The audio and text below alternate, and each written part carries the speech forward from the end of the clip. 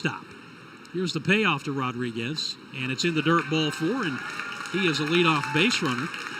But he was pitching for a travel ball team in the summer before going to college, and the Rangers saw him, liked what they saw, offered him the chance to sign as an undrafted free agent, and he accepted, and that's how he got into professional baseball. Yeah, I mean, we see these stories all the time about some of the workouts that they have, some college workouts, and sometimes you see a diamond in the rough and gets an opportunity in professional baseball. Nazan Zanatello takes a first pitch strike. He is 0 for 6 through the first 2 games of the series. He's walked 3 times, has struck out 3 times. Issue has been making consistent contact. He has struck out 57 times already this year, hitting 186. Lays off that pitch down and away. 1-1. And when he does make contact, though, he can put a charge in the ball. That's what these guys are at this level for both of these teams, to learn more consistency in their game. The 1-1. Swing and a miss at a pitch down, and Zanatello behind the ball and 2 strikes, asks for time and walks away to adjust the batting gloves. Nellie Taylor Jr. on deck, and then Zach Earhart due up. We are in the bottom of the first inning. Hub City got an infield single to lead off the game in the top, but nothing after that. Yofiri Rodriguez, a leadoff walk here in the bottom of the inning. And the 1-2, nope, a turn and a throw to first, and it's thrown away. Zanatello dove back in, gets up, he'll take off to second, and the throw by the second baseman backing it up is offline. But the left fielder, Jason Morabel, right where he was supposed to be, to keep that from being even more of a circus. And Tom, we have seen that from this Hub City team multiple times already in this series. Yeah, deja vu all over again from the first inning of game 1, when there were 3 errors in that first inning. And all throwing errors. And they were all over the place. It was almost exactly like we saw there, with a wild throw and drive able to take advantage. Turned out to be a 4-3 ball game, so one of the differences. That gets pitching coach Thomas St. Clair out to the mound to kind of calm the troops down. It'll give us a chance to look at the Spartanburgers' defensive alignment. Quincy Scott at first base, Casey Cook at second, Daniel Cueva at short, and Glader Figueroa at third. In the outfield, Jason Morabel in left, Dylan Dreiling in center, Keith Jones to second and right, Julian Brock behind the plate. All right, 1-2 on Zanatello, with Rodriguez now in scoring position and nobody out in the pitch. And strike 3 called on the outside corner. It's too close to take with 2 strikes. And Zanatello is the first out. Another look from the center field camera. A little slider. Right there on the black at the knee. Now Nellie Taylor has hit in 3 straight. He's been on base safely in 13 straight. And he lays off a pitch here. He had the 2-out double off the wall in center field in the first inning last night. That started the 3-run rally after the first 2 had been retired. The infield single by Antonio Anderson, and then Zach Earhart, who's on deck now, hit his first professional home run. The 1-0, and Taylor takes another pitch in the dirt. It's 2 balls and no strikes. 286 batter, 2 homers, 12 runs batted in, 3 hits in the series, including a double. He's also walked and been hit by a pitch. Very exciting young player in the Red Sox system, and now he asked for time. He had something buzzing around his head or his ear, and right before Curtis started into his leg kick, he quickly asked for time. It was granted by home plate umpire William Paschal.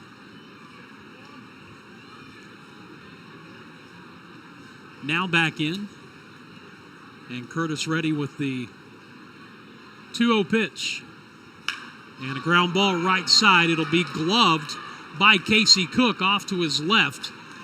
back on the grass. He throws out Taylor for the second out with Rodriguez moving up to third. That shows you the importance of the runner on second and nobody down. Trying to get that runner over to third. That one would have scored one, but now you're looking for a 2-out base hit. So here's Zach Earhart, 5 for 5 last night with that home run. He drove in 5 of the 9 drive runs yesterday afternoon, hitting .340 on the season. And that pitch gets away, rolls up the first baseline, and Rodriguez thought about it and wisely headed back to third.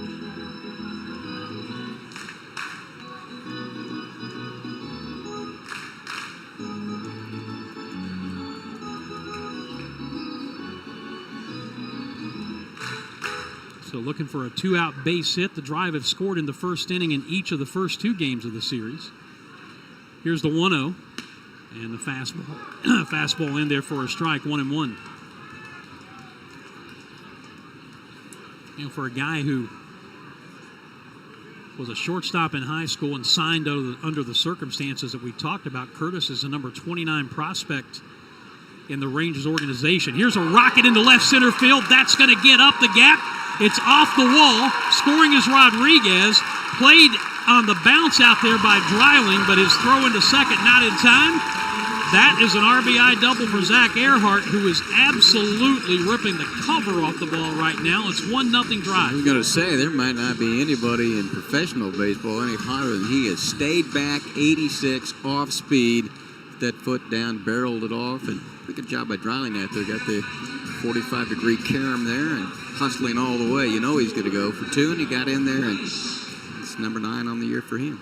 Yep, 9th double, 20 runs batted in now. And here's Miguel Blaise, and he swings at the first pitch, and he pops it up. Third baseman Figueroa backing up right in front of the shortstop Cueva to make the play, and the inning is over. But Zach Earhart with 2 outs yet again. This time an RBI double, and after 1, the Drive with the early lead here at Fluor Field on top of Hub City, 1-0. Friends and family. Whether it's walking, dancing, or baseball, 30 minutes of physical activity each day feels good and is good for you. A little movement goes a long way. Let's get active and stay healthy, South Carolina. Our lifeguard Seth is on the concourse checking out some beach night drinks. What do you got, Seth? Yes, Chuck, ladies and gentlemen, we are up here on the concourse. We are wasting away in Margaritaville today right here. We've got a couple of specials from the 500 Club up there. Zach Forrest down there has the Coastal Curveball that you can get right here at the 500 Club. And I've got the Seaside Slugger. So ladies and gentlemen, get over there and check it out. They are quite tasty and refreshing on this hot and humid day. So we've got our toes in the water, our toes in the sand. Not a worry in the world, and a cold drink in our hand. Life is good today. And we'll send it.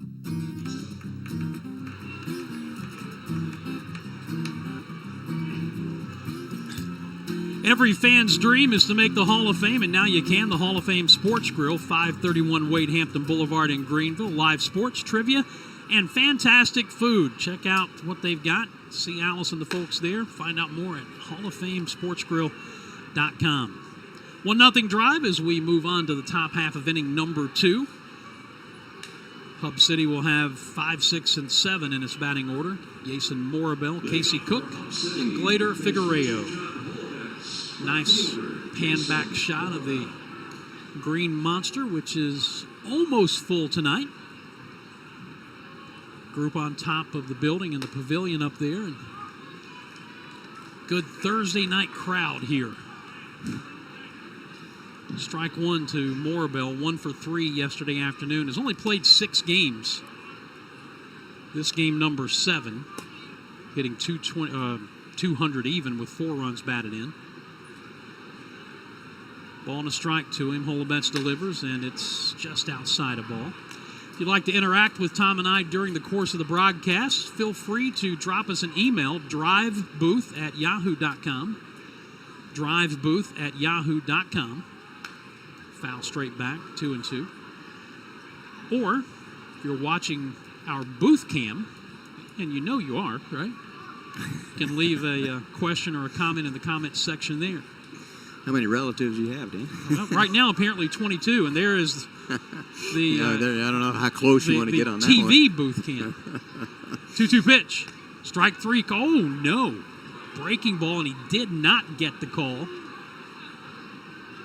And as Brooks Brandon came up to throw to third base, as he got back in his crouch, he put his hand on the back of the umpire and said, "Wasn't trying to show you up there." Foul straight back. It holds at 3-2. We saw a lot of that last night at both sides, but it was consistently called. Well, and going back to the game on Tuesday night, Paschal was behind the plate there, and he had a very tight strike zone. There's ball 4. So for the second straight inning, the Spartanburgers get the leadoff man aboard. And here's Casey Cook, the second baseman. 164 batter. He's 0 for 8 in the series with 3 strikeouts.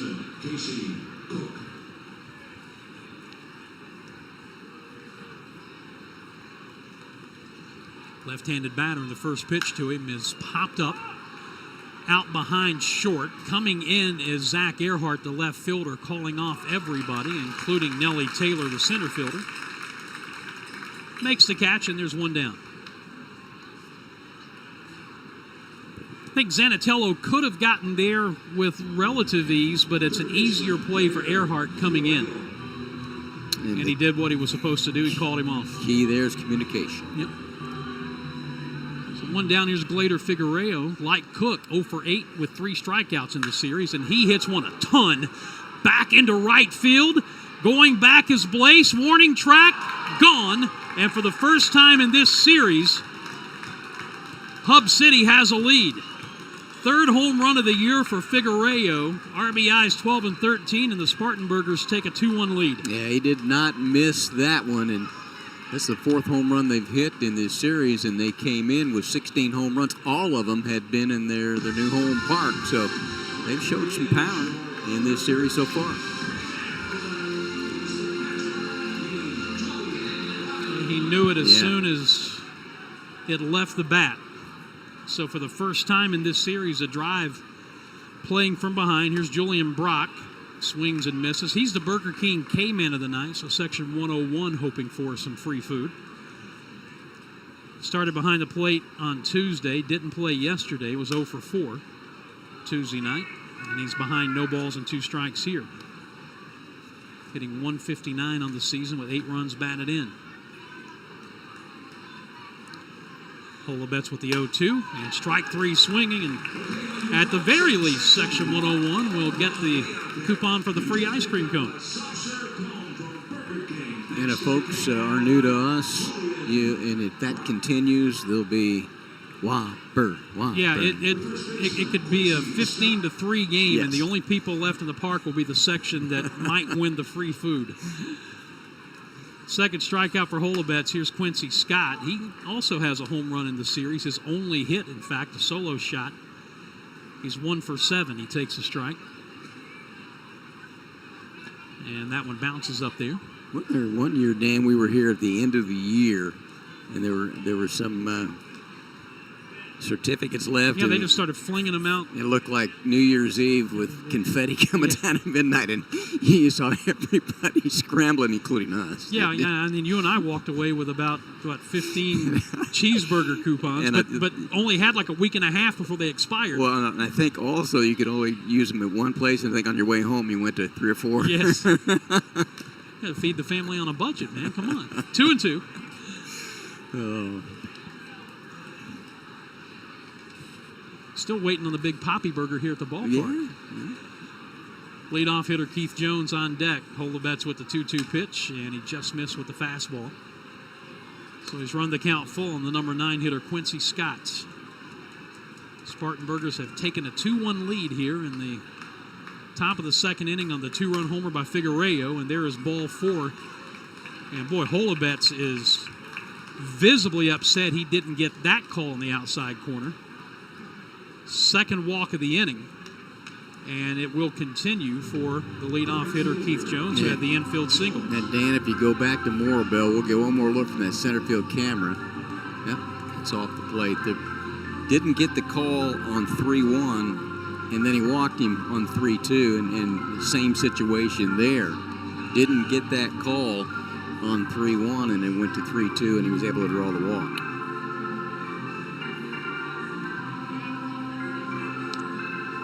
So here's Jones, who led off the game with the infield single.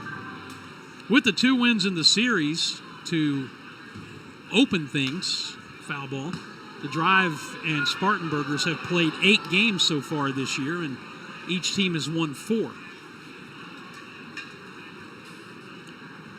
They'll play a total of 24 before this year is done. The 0-1 pitch. Fly ball to left. Going back is Earhart to the warning track. Leaping at the wall, and he makes the catch. He's been there enough to know exactly where he was. You could see he had the hand out. He went up and came down with the baseball, and the inning is over. But the Spartanburgers score twice, take a 2-1 lead. Healthcare night. I am here with Jacob. Ladies and gentlemen, give it up for Jacob. And Jonah as well. And he is married to Miranda, who is a NICU nurse here filming everything that's taking place right now. So we want to thank you, Miranda. And ladies and gentlemen, we have got our scrubs race. What they're going to do is they're going to go down, put on their scrubs, and the first one back here to me is the winner. Gentlemen, are you ready? Here we go. Let's count them down in 3, 2, 1, go! And they are off, ladies and gentlemen. They have gotten to the shirts. Jacob is just ahead. Let's see here.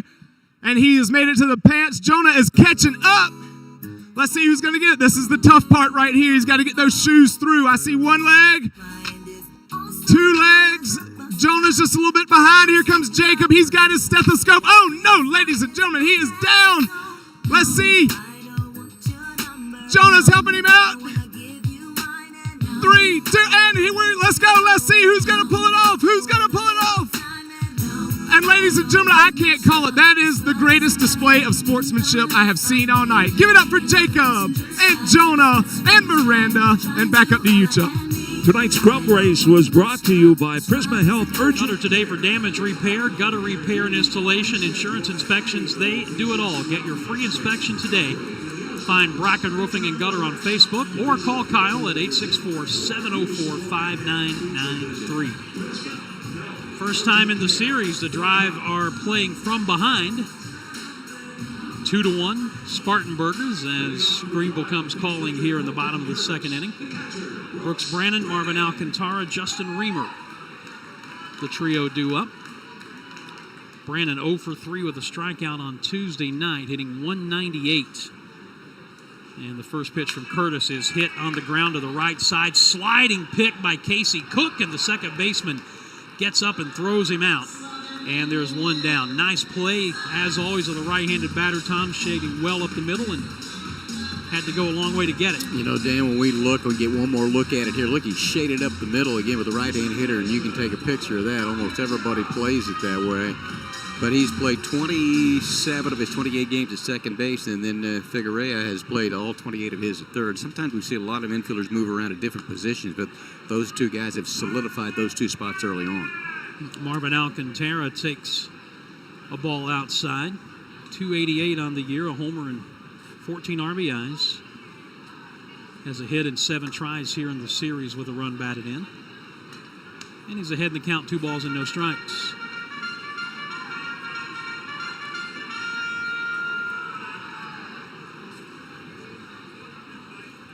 Right-hander winds and delivers, and a strike on the inside corner. You know, we talked about being an undrafted free agent and signing under the circumstances that Curtis did. He still got a signing bonus of $125,000. That's pretty good for a young man who wasn't drafted, and the Rangers saw him, as we mentioned, in a travel ball game and decided they liked what they saw from him. 3-1 pitch. Grounded towards short. There is Cueva. He gathers and throws, and there are 2 down. Well, this day and age, Dan, I mean, he's 94, 95, really good fastball. And for a young man who was principally a shortstop and learning how to pitch. They saw a bright future there with their development in their organization to work with him. Off to a good start. Now Justin Reamer activated and back in the lineup for the first time in over a month. And he jumps away from a fastball inside. Last time he played, he was hit in the head by a 93-mile-an-hour fastball. That was fine, as it turned out, but shortly after that, playing third base, trying to make a diving catch, he landed on his shoulder awkwardly and had him on the injured list for over a month. We saw him working out in the field here prior to the game on Tuesday, which was a pretty good clue that his activation was coming. 1-1 pitch to him is off the mid of the catcher and to the backstop, 2-1. Hitting .250 in just 7 games so far this year with 2 runs batted in, has a double. 2 outs, nobody on. Drive down 2-1 in the second inning. Curtis pitching, and it's ball 3 to Reamer. Andy Lugo would be next.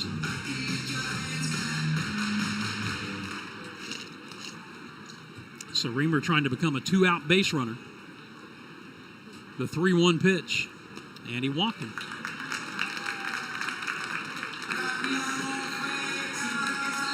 That is the second walk issued by Colton Curtis, and it will get Andy Lugo to the plate.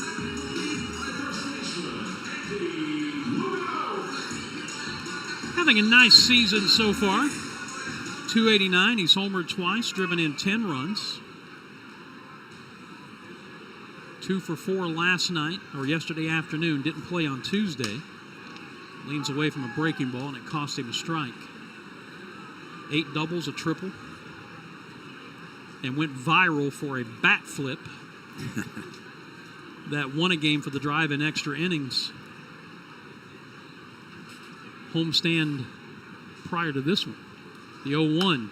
And he reaches for a breaking ball and pops it foul. In fact, probably the 2 things Tom and I have done that have been seen by more than anybody have really had nothing to do with our call. One was the bat flip, and then a couple of years ago when the ball got lost on the first baseline, the catcher couldn't find it. Camouflage is the word I'm looking for. Thing's been seen over 1 million times. Lugo strikes out swinging, and the inning is over. Drive get a 2-out walk, and that's it. And we will head to the third with Hub City right now with an early 2-1 lead over the Drive. Back to Fluor Field in just a moment.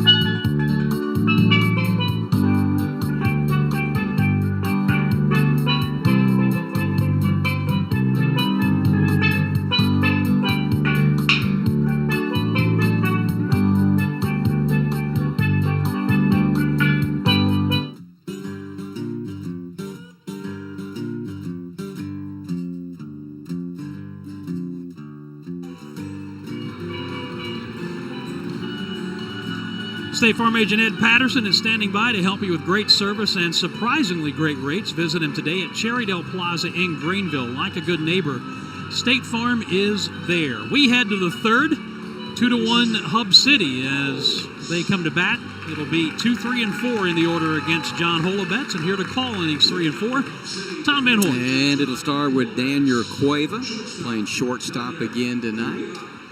Left-hand hitter, wide open stance. Big cut, fouls it out of play down the left field line. Struck out first time up. That was off speed at 81. Holobetz's other strikeout was 96 up on Julian Brock. Couple walks, pair of strikeouts in his debut here at Fluor Field at the West End.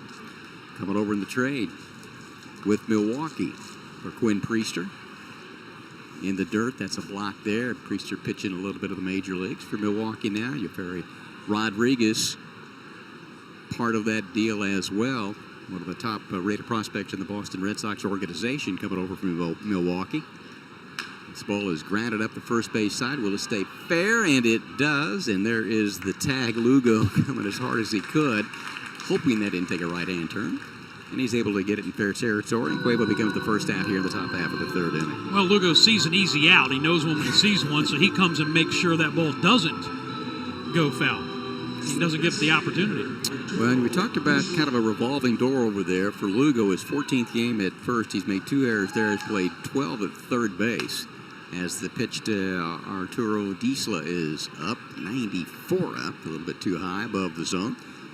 Flight out to right field his first time up, leads the team with 4 home runs, 12 runs batted in. Takes a big cut there and skies another one. Right field side, a couple steps in. Now backtracking there is Miguel Blaze. And quickly 2 up, 2 down here in the top half of the third inning. So Blaze out in right field. This is the 10th game he's played there. And the drive outfielders, they do move around a lot. 8 in center field and 3 in left field for Blaze. Taylor's out in center for the 12th time. He's played 10 in right. And Zach Earhart, who made a really outstanding play to end the inning back in the second of that drive by Jones. He's out in left field here tonight as Dylan Dreiling takes the first pitch upstairs for ball 1. And Earhart has played now 11 in left, 9 in right, and 6 in center field. Foul back and out of play. And then with Nelly Taylor Jr. as well. He's had 12 in center field, 10 in right field, and a couple out in left. So they do get opportunity to play in different positions, showing some of the versatility. Outside for ball 2 on the 4th place hitter, Dylan Dreiling. He is in center field again tonight. 3 home runs, that 3-run home run last night. He leads the team with 18 runs batted in. He drives one into left, and it is Zach Earhart who moves back and over, reaches up above his head as he takes his stride onto the warning track in front of the scoreboard out that way. So we are through the top half of the third inning. We go to the bottom half of the drive. Coming up, down 2-1.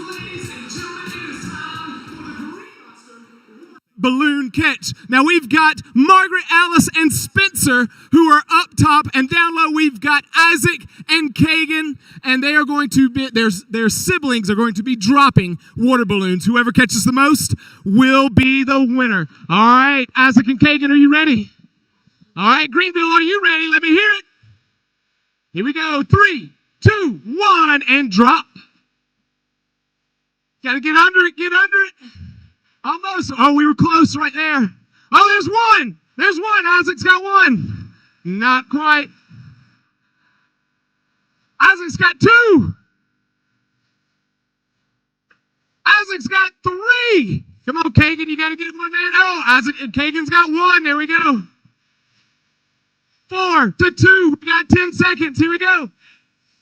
Oh, that's it. That's it.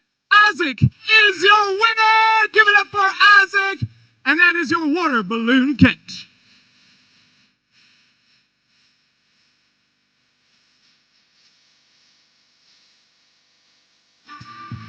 We head on to the bottom half of the third.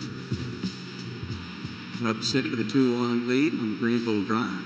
I've got 1 in the first, a 2 out double by Zach Earhart. Continues his hot streak, and then after a walk, the Morabelle with a 2-run home run by later Figueroa. That's where we are. Colton Curtis back on for his 3rd inning of work. And a couple of strikeouts, and a pair of walks as well, and back to the top of the order for Yeferi Rodriguez, who walked. And then an errant throw to first on a pickoff. He got the second. Ground by Taylor got him to 3rd, and then the aforementioned Earhart RBI base hit with 2 down. He got the first run of the ball game. Takes first pitch 93 outside for a ball. Left-hand hitter.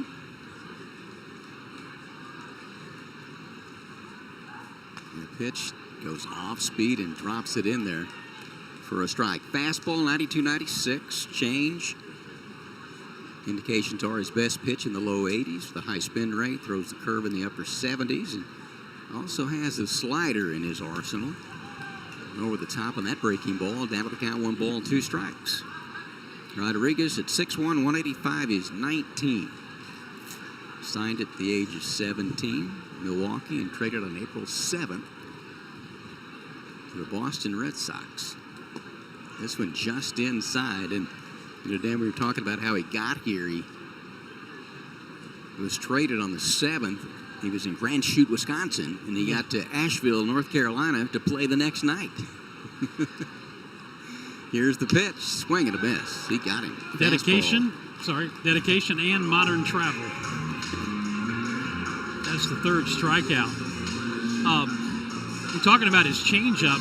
Last year in low A down east, 15 starts, 23 total appearances. He had a 56% swing and miss rate on his changeup, Dick Curtis. Well, I think it's a pretty good indication that that's his best pitch. Right now, anyway. Here's a 94-mile-an-hour fastball to the right hand hitting Zanatello here to the second spot, playing shortstop tonight. Struck out his first time up, looking with that breaking ball at 83. Inner part of the plate just misses there. And Zanatello, he's another 19-year-old out of Ridgeton, Missouri. And he is playing shortstop tonight. He dribbles one foul back behind the plate and right over by the Greenville Drive dugout. And Franklin Arias, coming up from Salem, he's principally been the shortstop. And Zanatello played 19 games there, had to move over and play second base for the most part now. Marvin Alcantara kind of between third and second. So swing and a miss on another off-speed pitch. The guy goes 2 balls and 2 strikes with 1 down. We play here at the bottom half of the 3rd inning. 3rd of 6 between these two teams. Hub City won 4 of the 6 that were played in Spartanburg a couple of weeks ago. 2-2 pitch, lined into left field, and it will go over the head of the leaping left fielder, Morabel. Turn, throw comes back in, a head first slide. He's in there safely with a double. That's just another indication, just like in Fenway Park, with that green monster closer to the infield than most outfield walls are. You can't take anything for granted out of the box, and Zanatello was running hard all the way, and he needed to assure himself of that double. Yeah, that ball was stroked hard, and a lot of times we see a lot of teams come in here, their left fielders play relatively shallow anyway, and that one just got over the head of Morabel. And on to second now, and here's Nellie Taylor Jr., batted out to second base, but his first time up. Been on 13 straight times. Like to continue that streak.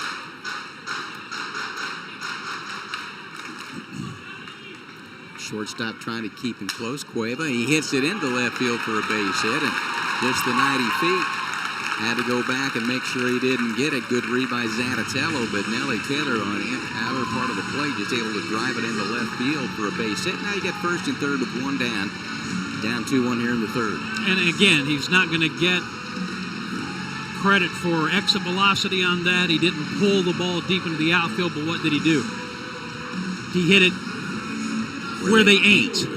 Exactly. There you go. Grammatically speaking. In baseball vernacular. Wee Tom Van Hoy. Let's see what Zach Earhart can do for you and for the Greenville Drive. If you're a Drive fan. We know what he did last time. Good pitch. Started him off. Breaking ball. 79. Settles in there. Earhart with a 2-out base hit to left field his first time up. Picked up that run batted in, number 21 on the year. Blaze leads with 24. There goes the runner from first, and thought about throwing down, did Brock, but he mishandled. And on down to second base goes Taylor. That is his 12th stolen base of the year out of 15 attempts. He leads the team in that category. And moving up the ranks in the South Atlantic League is Liam Carroll's going to come down and have a conversation. Drive, by the way, that's the 49th stolen base. They're 9th in the 12-team league. And Took a look there and tried to come up with it, was going to throw and dropped out of his mitt. Hit on the ground. Here comes the run home. Will they look? They do, but throw across in time. Contact play. The infield was not all the way in. I guess you call it halfway. If you're on the graph, you probably don't go. We get one more look at it, maybe on positioning. And did what he needed to do to get the run home to get it tied at 2, and picks up his second RBI, 7th in 2 games. Well, that snaps his streak of 6 consecutive base hits, but it's a productive out that gets a run in. Now let's see what Blaze can do. Yeah, it wasn't hit hard enough that you consider really coming home. Blaze hit a mile-high pop-up his last time up. He sees the first one, stay inside for a ball. So after the strikeout of Rodriguez, the double left by Zatatello, Taylor gets a base hit to left. And then Earhart on the ground to get it tied. Hit hard, smoke, fair, left field line. Here comes a run down. He gets into the corner, rattling around there. Morabel will pick it up and then is gliding into second base. There goes Miguel Blaze with his team-leading 25th RBI and a 3-2 lead for the drive. Now that one had some exit velocity to it. Yes, it did. He smoked that baby just inside the bag at third, and it had just enough clearance to get past the inner wall that juts out to the line and get on into the corner there. And the drive had bounced back here to reclaim the lead. It's the 9th double of the year for Blaze. He takes the team lead in that category. And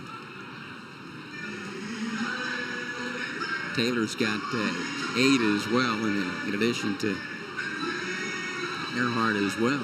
You know, for Blaze, he's got the 4 home runs and 25 runs batted in. Number 12 prospect of the Boston Red Sox organization, MLB Pipeline. Conversation complete. His last home run, plural, home runs came in the last game in Spartanburg in that 6-1 win.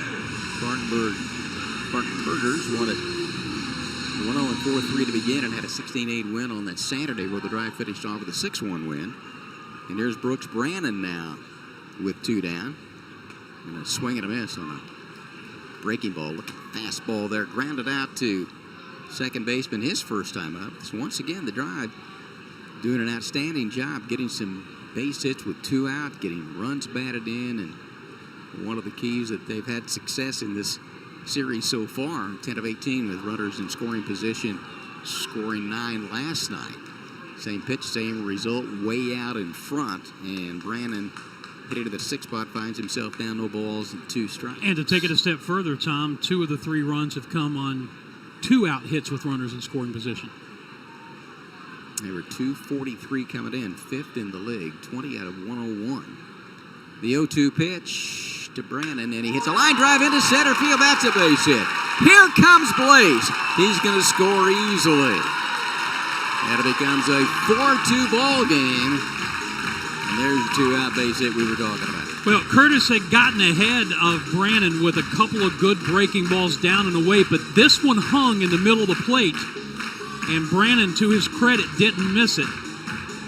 And that's another 2-out run-scoring base hit.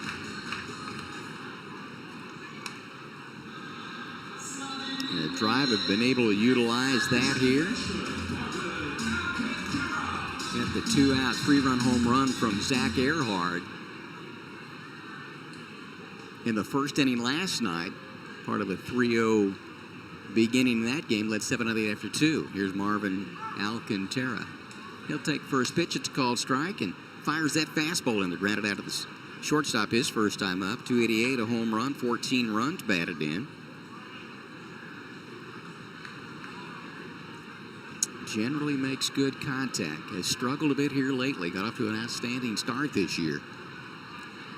He's playing second base tonight. We talked about how he will move from second to third.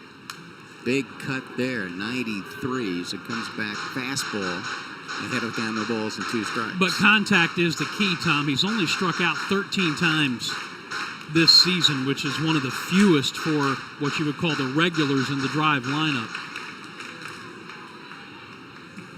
So Curtis looks in. and gets set to deliver the pitch, and this one is popped up. Will it stay in play? Scott in first baseman in fair territory. Stride or so will make the catch, but nonetheless, the drive able to put 3 more on the board. And as we head to top half of the 4th inning, Greenville back on top 4-2 here at Fluor Field of the West End.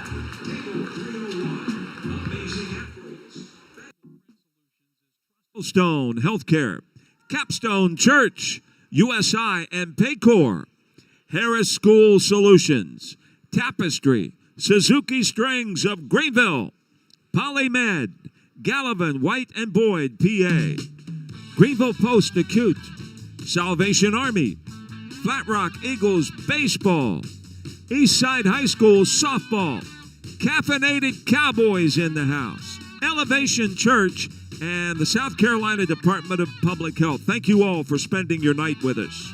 The Greenville Drive and our friends at Burger King would like to make the following special announcement. Happy 29th birthday to Kelly Broom. Thank you for celebrating with us, Kelly. The Greenville Drive want to especially welcome and thank all of the healthcare heroes joining us at tonight's game.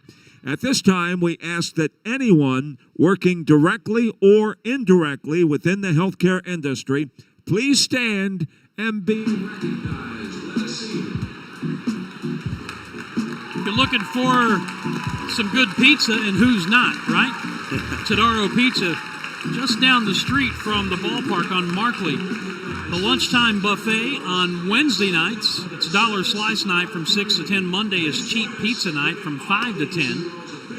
It's a great stop before or after the Drive game. Todaro Pizza, a press box favorite as well. 3 inning totals, 4 runs, 5 hits, no errors for the Drive.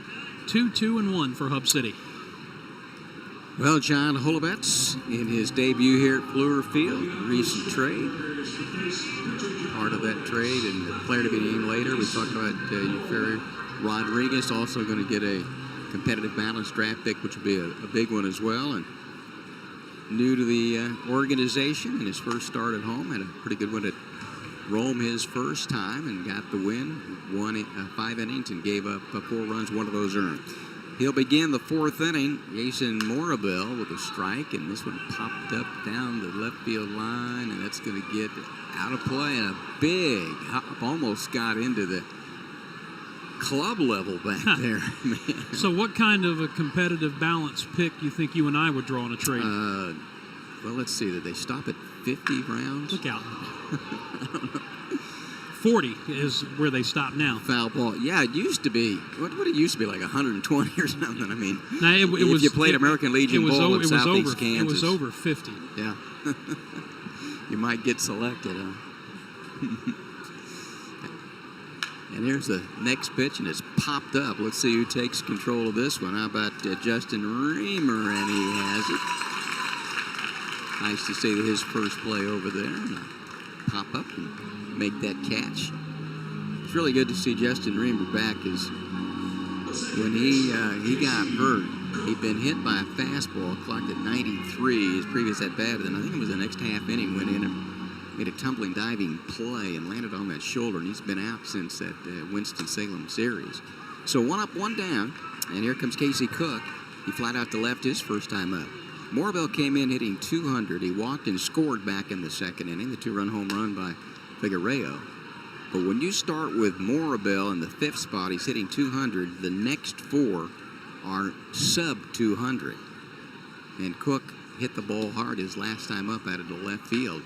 Takes this one inside, 2 balls and 1 strike. You know, talking about the draft, we all would like to have the same opportunity that Mike Piazza did.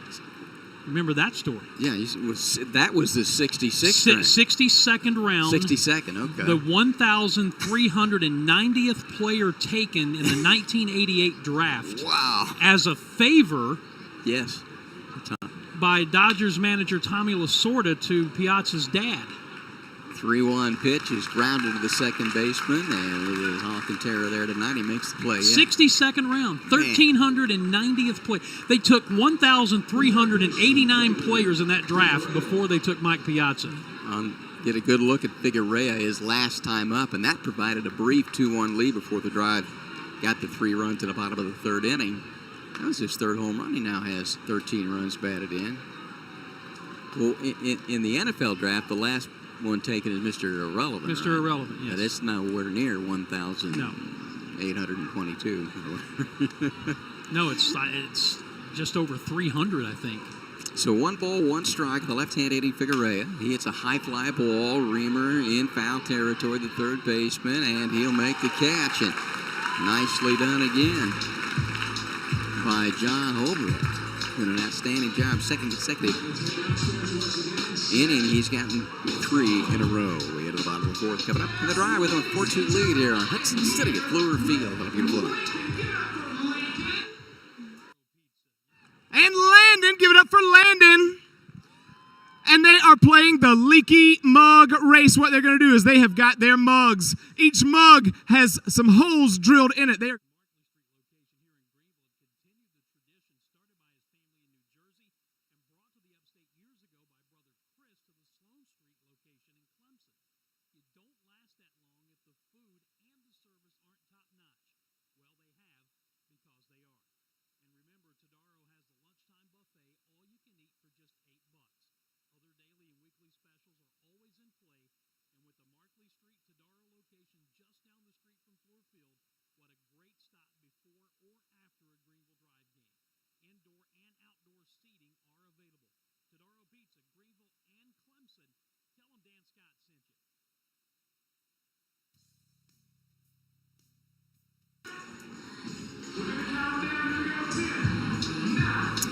Well, after giving up that 2-run home run, got a little bit settled down for the drive at 2 consecutive 1-2-3 innings.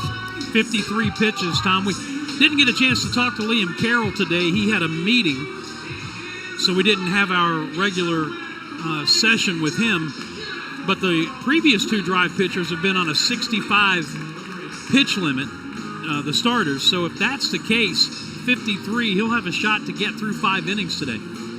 Well, we mentioned that, player to be named later. He'd been playing with the Carolina Mudcats, the low A for Milwaukee, as he gets set to face Justin Reamer 8, Andy Lugo 9, then back up top for Ferry Rodriguez as we play in the bottom half of the 4th inning, drive with a 4-2 lead after getting 3 in the bottom half of the 3rd inning.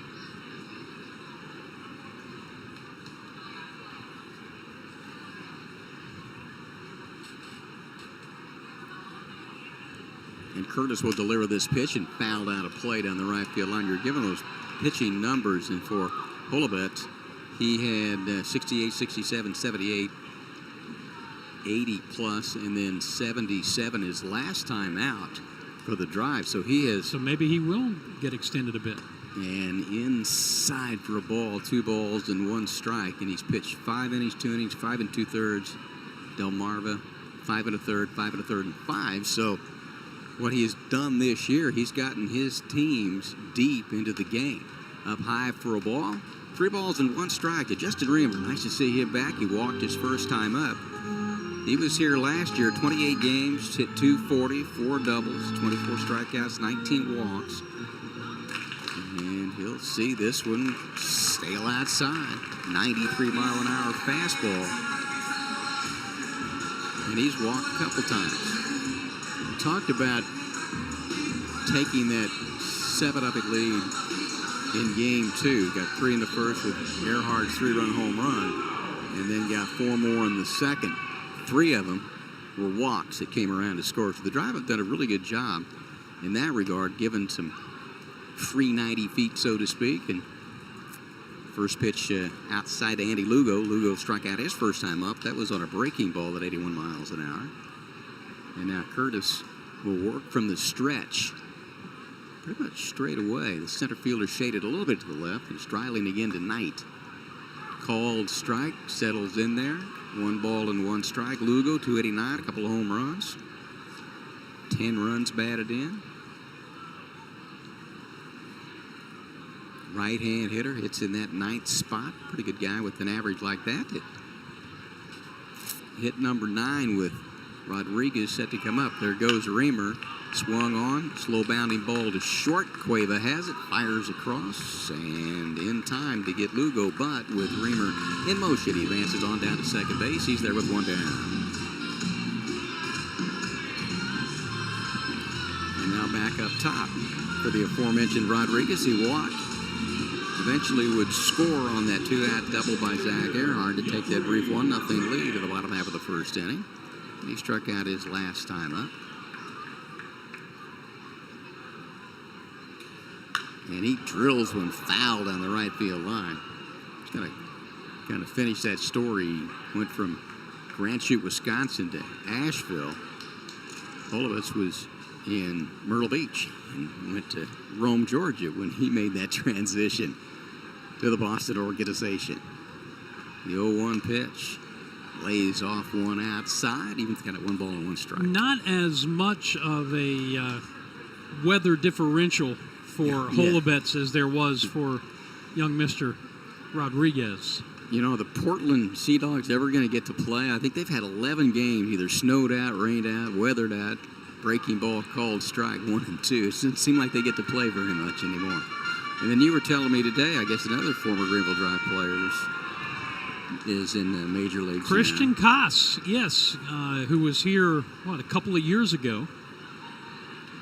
Look at second. Reamer leads away with 2 down. This is inside. He is in the San Francisco Giants organization, which is his third organization. He's been moved around a bit. Got to the big leagues with the Giants, and earlier this week, his first major league home run, a grand slam. Man, hope he got the ball, right? 2-2 pitch. Inside for ball 3. It's pretty amazing when you look back. Because Koss, when he was here, was a shortstop as well. And so we've seen a lot of really good... And I remember the first week that season, we thought this kid is going to have the bat knocked out of his hands every time he's up there. But he showed us very quickly that he was very adept both in the field and at the plate. Here comes the 3-2 pitch. And it's outside for ball 4. So a good AB. Got out of the count, 1 ball, 2 strikes. Didn't chase. You know, even though Rodriguez numbers aren't good, 187 coming in, he's walked twice, and we're talking about this could be a pitching change. We'll finish that question and thought process after we tell you there is going to be an Atlanta Bread Company call to the bullpen. We'll tell you who the new pitcher is for Hub City, the Spartanburgers, when we come back. A 4-2 lead for the Drive here in 4th.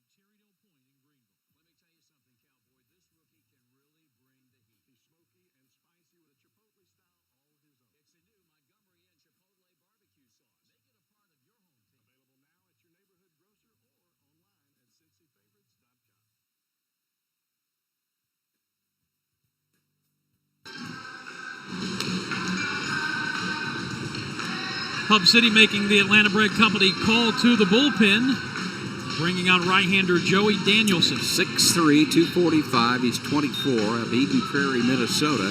17th round pick of the draft 2024. Out of North Dakota State. Get a good look at his numbers there. Former Bison.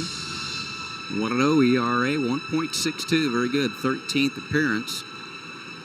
And he leads the team in that category, all in relief. He has 1 of the 10 saves on the year. 16 2/3 innings, 3 runs all earned, 14 hits. Has 18 strikeouts to 6 walks. Has allowed 1 home run opposition, hitting .230. So he'll come in and try to settle some things down in this situation. Dan, we talked about the Drive and coming off the Rome series with the final 2 games shutout, 19 2/3, didn't score. 4 out of 60 in those 2 games. And able to get a 4-3 win in game 1, and then also get that win 9-6 yesterday. but the ability to take advantage and score when given an opportunity with walks, hit by pitch, errors. And let's see what they can do here. And Zanatello will come to the plate now. Throws on first and second. He takes the first pitch inside at 92 miles an hour. Number 61. You don't see that very often. Zanatello doubled his last time up and scored a run in that 3-run third inning. Fouls the next one back. 92 in. And he struck out first time up. The kind of finish on Rodriguez, he now has 24 walks, only 19 strikeouts. The Drive have several players that have more walks than strikeouts, which is not a common theme in professional baseball these days. But you'll take it.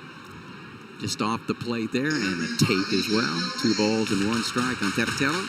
Nelly Taylor Jr. next, and then the red-hot Zach Earhart already with a couple of RBIs in this game. Chance to hit. There's a good fastball outer edge on the black, knee high to even the count of 2 balls and 2 strikes. And Casey Cook at second base trying to keep the runner close there. Reamer led off with a walk and then was in motion when Andy Lugo grounded out of the shortstop Cueva, and then the walk to Rodriguez, and then the pitching change, bringing in Danielson. Good look at big guy right there, and he's trying to keep it where it is, which is 4-2 drive here in the bottom half of the 4th with 1 down, 2 on. Here's a big sweeping breaking ball and goes outside. Good take there. And it gets the count full of 3 balls and 2 strikes. And the lights are on. Just a spectacular night for baseball here in the upstate of South Carolina. Spartanburgers in the Drive here from Fluor Field. Just inside for ball 4. And the Drive now with the bases loaded and 1 down.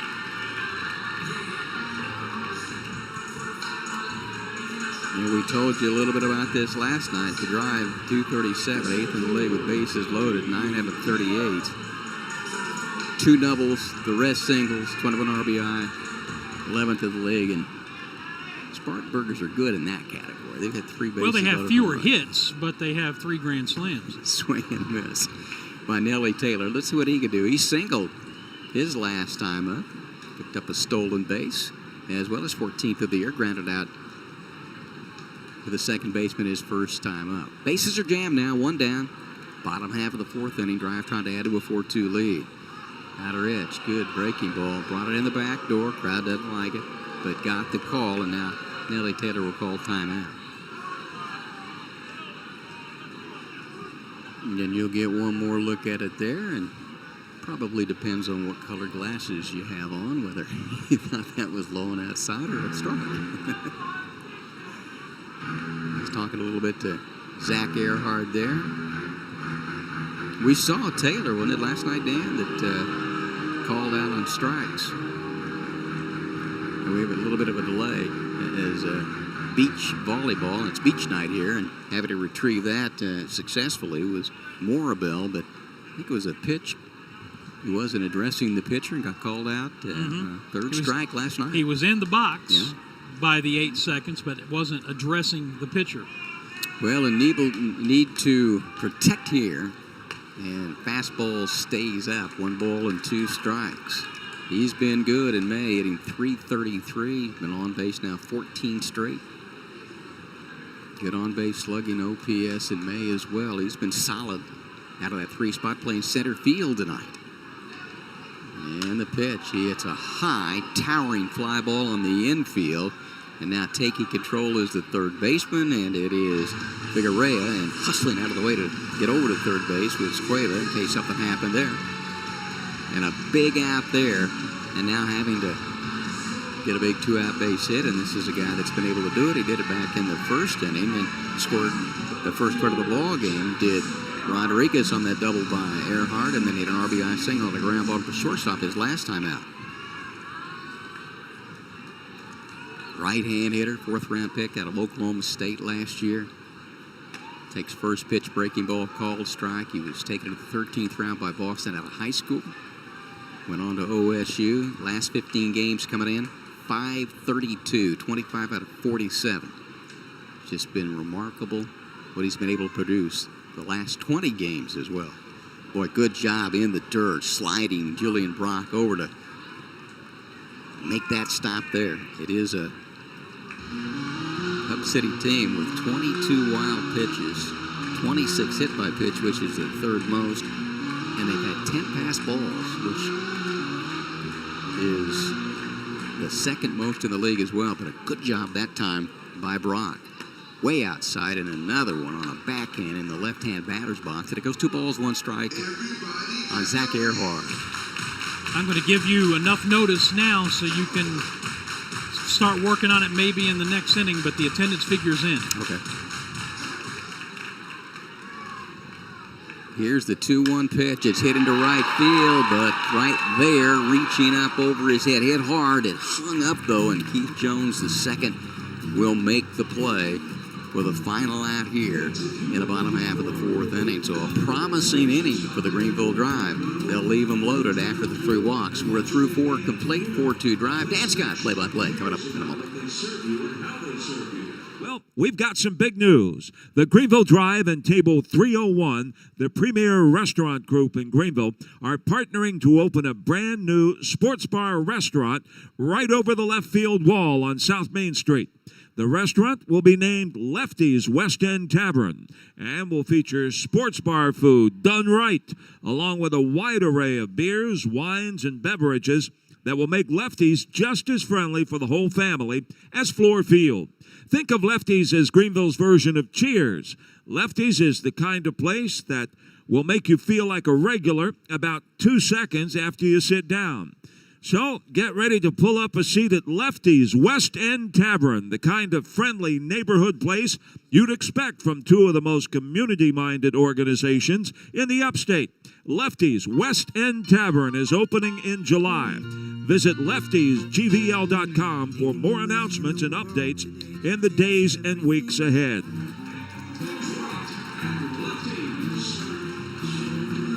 When the Scott household needed a complete security company, we chose Security Complete. No contracts, no equipment rental, and monitoring you can trust. Check out my guys at Security Complete today, 864-546-0360. Along with Tom Van Hoy, I'm Dan Scott. 4-2 drive as we move on to inning number 5. 8-9-1 due up for the Spartanburgers against John Holobetz, who has made really only one mistake, and that was the home run by Figueroa in the 2nd inning. All right, Tom. Pretty big crowd, Dan. 4,782. Much better than last night. Okay, well, last night I missed by 1,700. Yeah, well, you're under 100. Okay, great. 4691. Okay, man. 4,691. I'm on booth cam, so I'm going to take after missing by 1,000 and 1,700. Yeah. 1 ball, 1 strike to Julian Brock. He's the Burger King K-Man of the night, so Section 101 already in possession of the coupon for the free ice cream cone, now looking for the hamburger to go along with it. Ground ball, fair, deep behind third. Reamer in foul territory on Cork, scooped on the other end by Lugo. Nice play on both ends, and there's 1 out. Boy, watch how far this throw is, Dan. If you've never been down there, he's in foul territory. I mean, you remember the days of Brooks Robinson making those kind of plays. And look at that scoop by Lugo. He made a nice one last night, too, was that other double play. Yeah, and that was more of a traditional short hop. The one last night was one of those in-between hops that can really eat up a first baseman.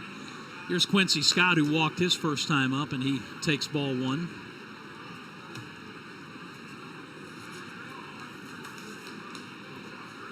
Right-hander winds and delivers, and a slow bouncer to the left side. Here is Reamer scooping in, running throw from the grass. He got him again. So he can go back into his right. He can come screaming in from his left. Reamer equal to the task both times, and there are 2 out. Yeah, watch this again. I mean, it just demonstrates his versatility. And Dan, you and I, we saw them working on a lot of those type of drills. I mean, earlier this afternoon when we came, left, about right. 3 hours before the game. Backhand, forehand. Here is Keith Jones, leadoff hitter, infield single, fly ball to left, and he takes a strike on the outside corner. Our buddy Clayton Gibson, who has worked on the production crew here the last couple of games, over in Clemson, I believe working the ACC rowing championships. Dropping us a little comment on the booth cam. Check swing, he went too far. It's 1-2. You know, the only thing I know about rowing, row. Yes. Row your boat. And hope it doesn't leak. So Holobet's trying for his third consecutive 1-2-3 inning. He has set down 9 in a row in 10 of the last 11. Here's the 1-2. And a big swing and a foul straight back by Jones. If he went 77 pitches his last outing. Yeah, 51. That was number 62, so he may have a shot to go in to and maybe complete the 6th inning. Have we seen? We haven't seen anybody complete it. Yeah, 5 2/3 maybe. There's another foul out of here. 1-2. It's just could be a start-to-start thing as well. Pitch. Another foul.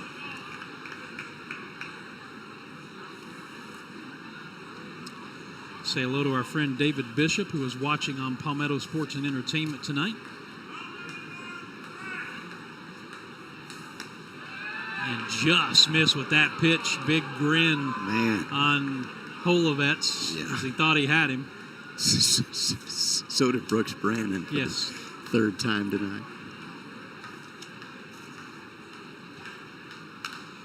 This one popped up behind the plate. Listen for it. Nope, a little too far back. Dan, that was a great pitch. If you were watching MILB.TV and Palmetto Sports, breaking ball into a left-hand hitter down low. There's really not much he can do with that.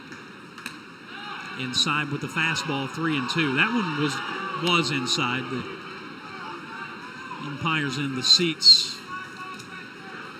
seeing a little more with their hearts than their eyes on that one. And now Holobet's ready with the payoff pitch, and he walked him.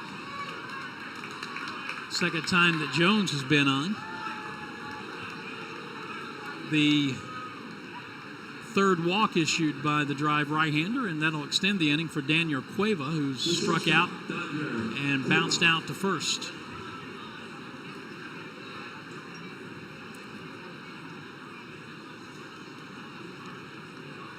And they just called a balk on Holobet's.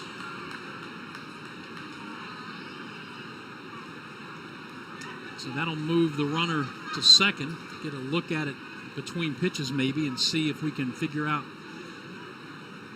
what he did. Whatever it was, he knew it.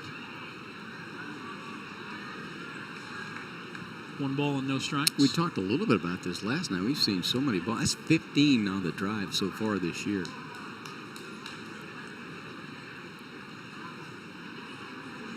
The 1-0. Swing and a miss. So Cueva can get a base hit. The Spartanburgers can draw back to within a run. 4-2 drive here in the top of the 5th inning. Drive have won the first 2 games of the series. 1-1 pitch. Tapped up the first baseline, foul, and it's 1-2.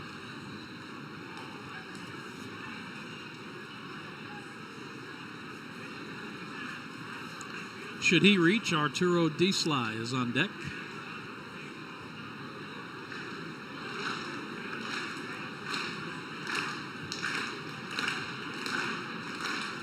Lanky right-hander ready, and his 1-2 on the way. And a breaking ball popped up into shallow left. Here comes Earhart, waiting on it, and the inning is over. So the 2-out walk, and that's all. And that is 5 excellent innings from John Holobet's in his floor-filled debut for the drive. Halfway through this Thursday night encounter. Drive on top by a count of 4-2 here at Fluor Field. Friends, over here next to the Info Center, the Goldfish Swim School. Get over there, say hey to Tiffany. We're going to meet her next inning. But what we've got right now is our mascot race. Now we've got Reedy and our guest from the swim school, Bubbles. And what they are going to do is they are going to race around the diamond. They have got to traverse the beach bum obstacle course. So they got to put on their leis, hop the turtles, go around the trees, and the first one to the chair is the winner. Here we go, ladies and gentlemen. Help me count them down. Ready? In 3, 2, 1, and let's go. They are off. They are at the leis. Let's see. Bubbles is trying, but she's got a little bit of help there. Reedy's going to get over those turtles. And look at that. Hurdles him like an Olympic frog right there. Here he comes. He's got to get that lei on his head. Can he do it? Can he do it? He's got it. Around the tree, Reedy. And here comes Bubbles. Bubbles is catching up. Let's go. Is Reedy going to do it? Is Reedy going to do it? Is he going to beat Bubbles? He's going to wait on her, and Reedy is the winner. Reedy, tell us how you feel. Man, thanks, Reedy. Give it up for Bubbles, and that is your mascot beach race. Back up to you, Joe. 6'2", 185-23 out of Richmond, Virginia. 14th round pick of the draft of 2023 out of College of Southern Idaho. Your attention, please. Here's Now there. pitching for the 1-1 Spartanburgers. ERA minuscule point. Josh Number Trinidad. .47. Sixth appearance. He does have 3 starts. 19 innings, 1 run, earned 10 hits. Leading off for the drive, strikeouts, right fielder, only 4 Miguel walks, no home Blaze. runs, great numbers. You see him there on your screen. Opposition hitting 154. We were told with nobody on base, he will do that leg kick, double leg kick, the pause sometimes. Gets Miguel Blaze to lead it off, and the first pitch to him is a breaking ball, swung on and missed. And Tom, I know he plays for the other team, but I'm a fan of this kid. Yep, I know. And you know why? I do. Not only is he wearing the pants high, here's the 0-1, ground ball foul, but he's wearing the old-fashioned stirrups. I think I'm going to cry. It doesn't take much, does it, Dan? No. It is. They are, Dan. I mean, look at them, those watching from the center field camera. No balls, 2 strikes to Blaze, who has an RBI double and a run scored in 2 times up. It's outside a ball. I mean, it is the single best look in the history of baseball. The pants just below the knee and the old-fashioned stirrups with the white sanitaries underneath. 1-2 pitch. Strike 3 called on the inside corner, and Blaze was already on his way to the dugout before William Paschal started to ring him up. Well, not the crappy left-hander, Dan. This one you'll see it from the side, 94 miles an hour. Ian didn't call him crafty, he called him funky. The catcher, Brooks Brennan. A little bit of a difference there. Brooks Brannon, RBI single. The other time he was robbed of a hit on a diving play or a skidding play, I should say, by the second baseman Casey Cook. First pitch outside a ball. Got his average up over the 200 mark.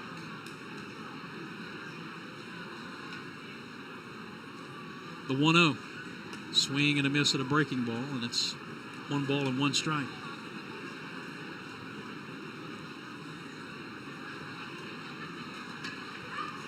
Four-2 drive as we play here in the bottom half of inning number 5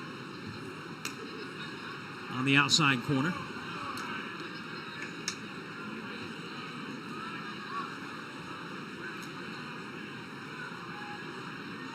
And it's 1-2.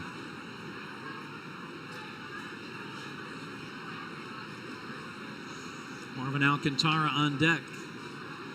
Lefty brings it, and strike 3 swing and a changeup up and away, and Brandon went fishing. 2 down. Drive coming into play today with a statistical anomaly. Hitting 232 The second baseman, as a team. Marvin Against Alcantara. left-handed pitching coming in, hitting 232. And against right-handed pitching, hitting 232. Strike 1 to Alcantara, who is 0 for 2. Ground ball to short, a pop out to first. Trinidad trying to set him down in order here in the bottom of the 5th inning. The 0-1 to him. Good breaking ball. Started outside and came back in. And Alcantara behind, no balls and 2 strikes. He has struck out Blaze looking. He has gotten Brannon swinging. And now the 0-2 to Alcantara. Strike 3 called on the inside corner. Came in with the fastball, and he makes quick work. All right, let's head of the down drive to the concourse offense. 3 now. strikeouts. And Seth has some And special the inning guests is over. We are through to 5 talk at about Ford water Field. safety. Seth, do 5 you holding use on floaties when you to a swim? 4-2 lead. Yes, over Hub ladies City. and gentlemen, May is Water Safety Month. And so I am here with Tiffany Keyser of the Goldfish Swim School. And Tiffany is here tonight. They are right here located next to the Info Center. She's going to tell you a little bit about the Goldfish Swim School located on Haywood Road. Tiffany? Thank you. Yes, we teach children 4 months up to age 12 in a 90-degree, shiver-free, year-round swim school. Come on out. It's always a tropical vibe. May is Water Safety Awareness Month, and we are so passionate about spreading the education to stop that drowning statistic. It's the #1 cause of accidental death in children under the age of 5. And at Goldfish, we are so passionate about spreading the word about all of those safe water skills, everything from back floats, climbing out of the pool, all of the paddling and freestyle skills. And we want everyone to come out, enjoy our family swims, special events, and everything we have to offer for this wonderful Greenville community. Thank you so much.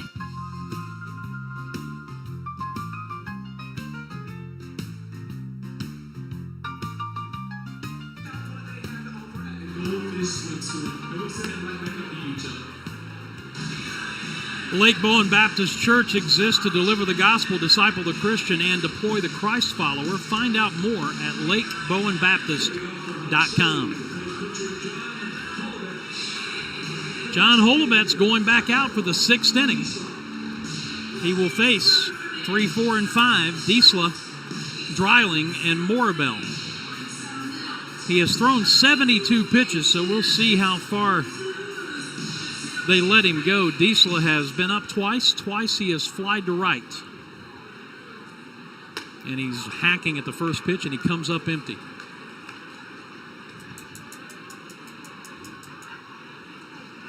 Powerfully put together young man. The 0-1, swing and a miss with a breaking ball down. It's no balls and 2 strikes.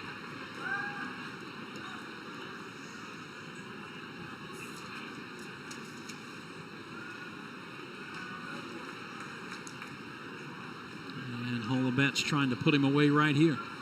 The 0-2 pitch. And he got him with another off-speed breaking ball. 1 down. That is just the 3rd strikeout for the right-hander. And now here comes Dylan Dreiling. Popped to short, fly to left, and 2 times up.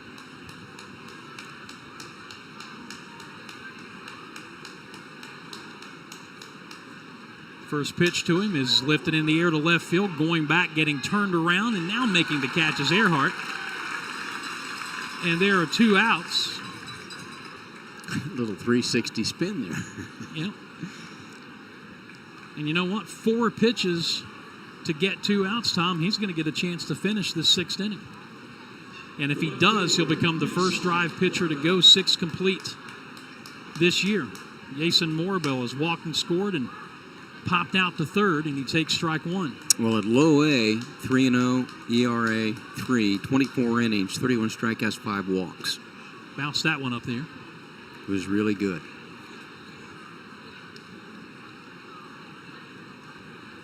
Drive got 1 in the bottom of the 1st. Hub City got the 2-run homer by Figueroa in the top of the 2nd.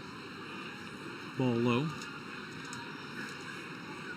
But Greenville bounced back with 3 in the bottom of the 3rd, and that's where we are now. Top of the 6th inning, 4-2 drive. 2-1 pitch. Fly ball hammered back into deep center field. Nellie Taylor going back. He got it in the triangle. No trouble for Nellie Taylor Jr. Gliding back to make the catch, and 6 complete innings for John Holobetz. And the drive will come to bat in the bottom of the 6th inning. Still holding on to that 4-2 lead. Nice play by the drive center fielder.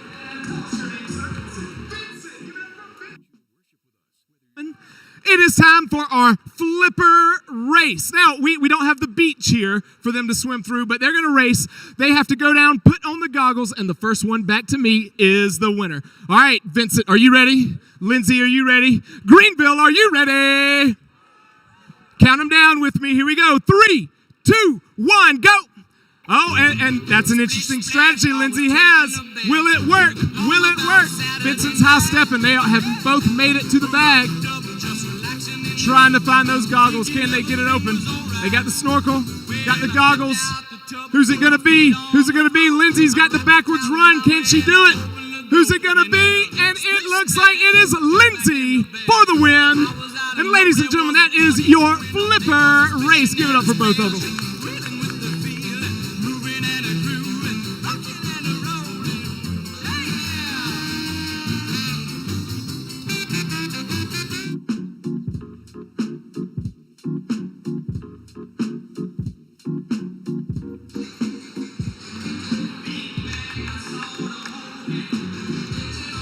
Montgomery Inn ribs and sauce, Skyline chili, Grater's ice cream, and so much more. If it's a taste of Cincinnati you're craving, and who doesn't crave Cincinnati food, right? Get it shipped directly to your front door by going to CincyFavorites.com. Here is Justin Reamer to lead it off in the bottom of the 6th for the drive. He has walked both times up in his return from the injured list.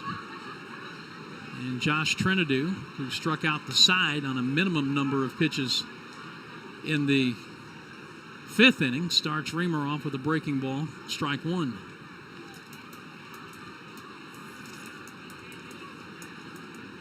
The 0-1 pitch. There's that little hesitation with the leg, and he misses inside. 1-1.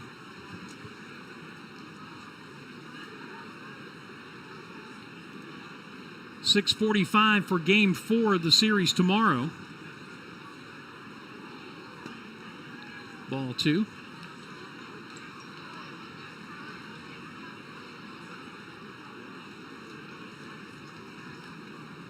It'll be Noah Dean for the drive and David Davalillo for Hub City.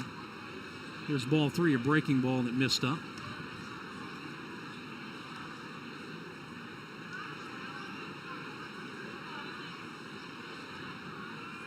Reamer trying to get on for the 3rd time as he leads off here in the 6th, and there's a breaking ball for a strike.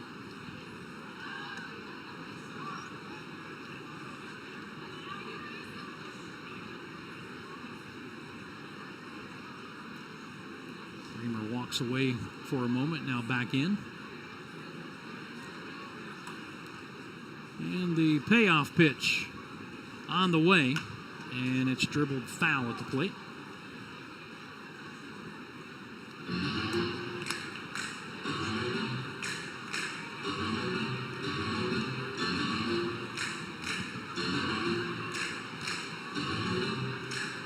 So holding it 3-2.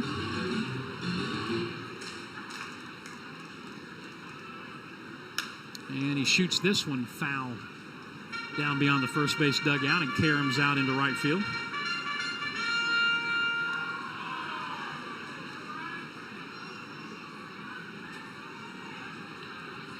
Making Trinidou work a little bit, leading it off here in the bottom of the 6th inning. Andy Lugo, Yofiri Rodriguez to follow. And the payoff pitch, and it's grounded into right field, a base hit.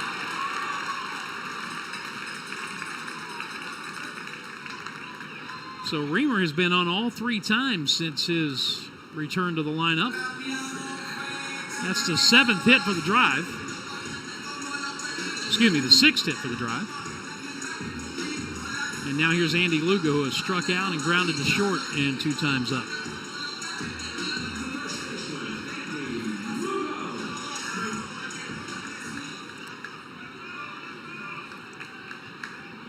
First pitch to him is hit well. Left center field. Did he get enough of it? He did. To the right of the green monster, just enough lift to get out of here. Number 3 of the year for Lugo. A 2-run shot. It is 6-2 drive. Well, we saw him hit a home run in the 8th inning in that game with the Major League bat flip that won it, and he got all of that one that time. And we were talking earlier about having a guy out of the 9th spot that hits above 280 and knocked it out of there.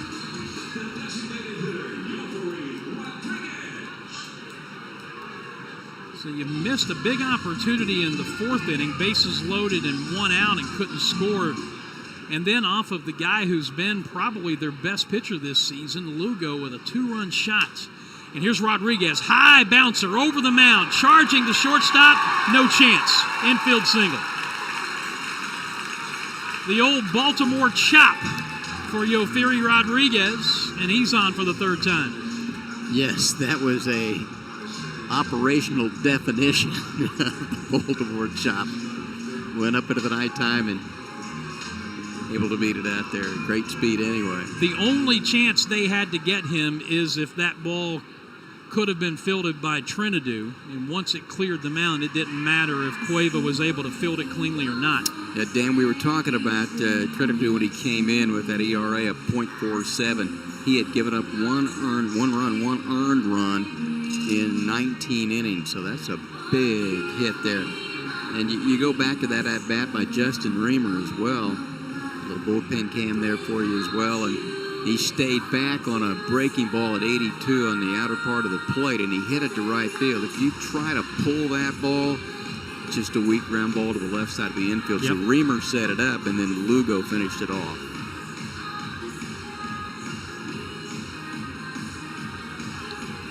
All right, meeting at the mound over. Here's Nazan Zanatello. He's been on twice. Doubled and scored in the 3rd. Walked in the 4th. He struck out looking back in the 1st.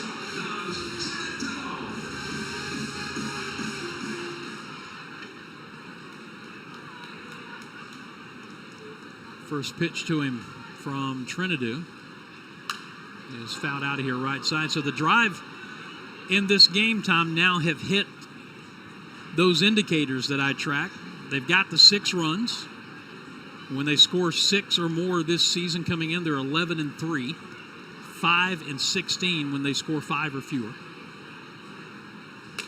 There's a strike on the inside corner, 0-2. And when they homer, coming in, 12-3. And if they don't homer in a game, they're 4-16. Well, let's see if it holds true here tonight. No balls and 2 strikes on Zanatello. Rodriguez a short lead at first base. Pitch. And he misses inside, ball 1.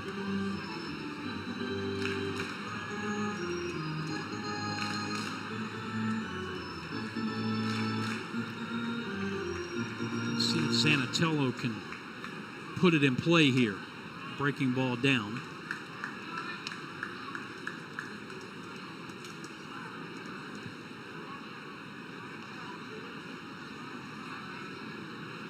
Two and 2 on Zanatello. Nelly Taylor Jr. waiting on deck. And a throw to first base. And you can't exactly call that a dive because he was only 2 or 3 steps off the bag. He kind of fell back hands first. And slowly at that.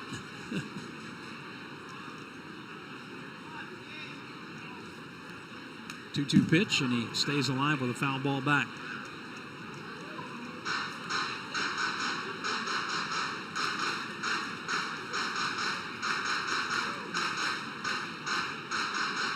So holding it 2-2 on Zanatello. Nobody out here in the bottom of the 6th inning. 2-run homer by Lugo, and the Drive have increased the lead to 6-2.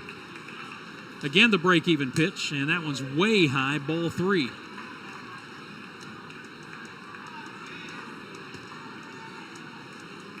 Drive have out hit him 8-2. Hub City's committed the game's only error. The payoff to Zanatello, breaking ball, and he stays alive with a foul ball at the plate.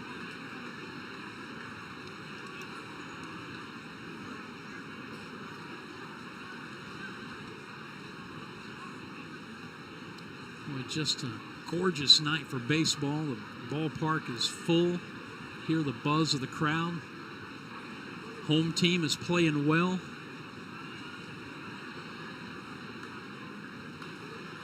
trying to go up 3-0 to begin the 6-game series. Here's the 3-2 pitch again to Zanatello, and it's inside ball 4.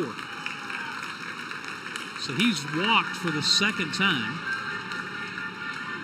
Down to second goes Rodriguez, still nobody out, and here's Nellie Taylor.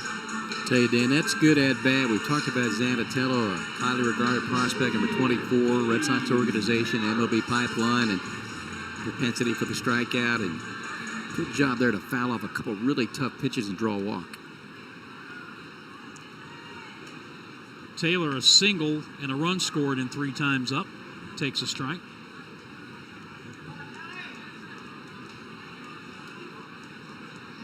Zach Earhart waiting on deck. Lefty versus left-handed batter, and the 0-1 tapped out in front of the plate. Here's the throw to third. They get the force, and that's all they're going to get. Julian Brock pouncing out. The ball was fair and only about 2 or 3 feet up the third baseline. So 2-5 on the out of Rodriguez at third for the first out. Zanatello now at second. Taylor at first on the fielder's choice, and here's Earhart, who's driven in 2 of the 6 runs. RBI double in the first, RBI ground out in the third, and then his last time up in the fourth, bases loaded and 2 outs, he lined out hard to the right fielder, Keith Jones. Dan, you go back to that 4th inning, Drive had the bases loaded, 3 walks, and they did not score in that inning. And Right-hander warming up in the Spartanburgers bullpen. All right, here's Earhart with 2 on and 1 out. And he swings and he crushes one back into right center field toward the triangle. It is going to get down and hop out of here for a ground rule double. Taylor will have to go back to third. Zanatello scores. Earhart strikes again. It's 7-2. Dan, we get a look at that again. I think Driley might have lost it. First contact, I thought he had a chance maybe to run that one down. And watching it right at the end, he kind of hesitated, looked up. I'm not sure if he lost it, but bottom line was, if it doesn't bounce over, another run's going to score. You don't want to run past him there. No. Man, I'll tell you what, Zach Earhart, unbelievable the run he is in right now. Now Blaise with the infield in, and the first pitch is low for a ball. Earhart, last night and tonight combined, 7 hits and 8 runs batted in. And Blaise pops it foul behind the plate, 1-1. I'm going to go out on a limb and say that nobody is going to catch him for the Hales Jewelers Player of the Homestand. Wow. Way to go out on a limb. Industrial strength limb. Oh, my goodness. Just remarkable what he's been able to accomplish. 1-1 pitch. Breaking ball stays outside. You need a good AB right here by Blaise. Now, the infield in, you just put it in play and take your chances. 2-1 to him. RBI double and a run scored back in the third. He's got a chance to do some more damage here. 7-2 drive and looking to play add-on. The 2-1. Strike called at the knees. 2-2. As we saw in game 1, led 4-0, won 4-3, led 7-0. All of a sudden, it's a tight, tough, tense one. So get as many as you can while you can. Yes, you do. 2 balls and 2 strikes.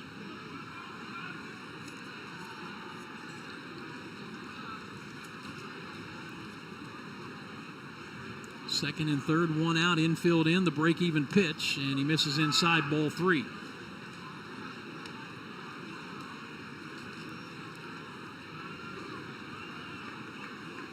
Well, you got a chance here to really do some major damage.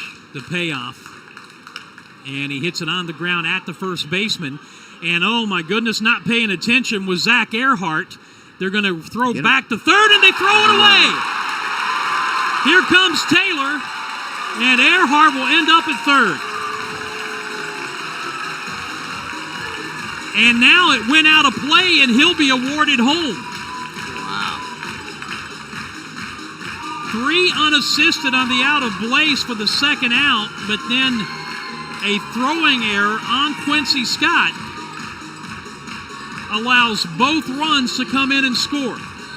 Yeah, did a nice job there. Gets it. And run him back and then threw it away. We saw that in the first inning in game 1. So 4 runs in the inning. It's a 9-2 lead. Bases empty, and Brooks Brannon swings and misses. Scott did everything right there, running at Yofiri Rodriguez and doing so in a manner by kind of circling toward home plate that forced him to go back to third. But the one thing he didn't do, Tom, if you watch the replay, he did not square his feet when he made the throw. He made an off-balance throw. The right-handed quarterback rolling to his left, he didn't square up, and he had time to do so.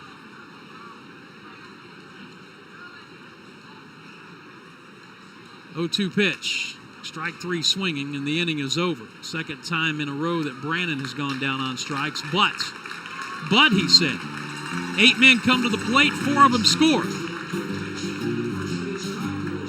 We are headed to the 7th inning at Fluor Field, and the Drive in control, leading it 9-2 over Hub City.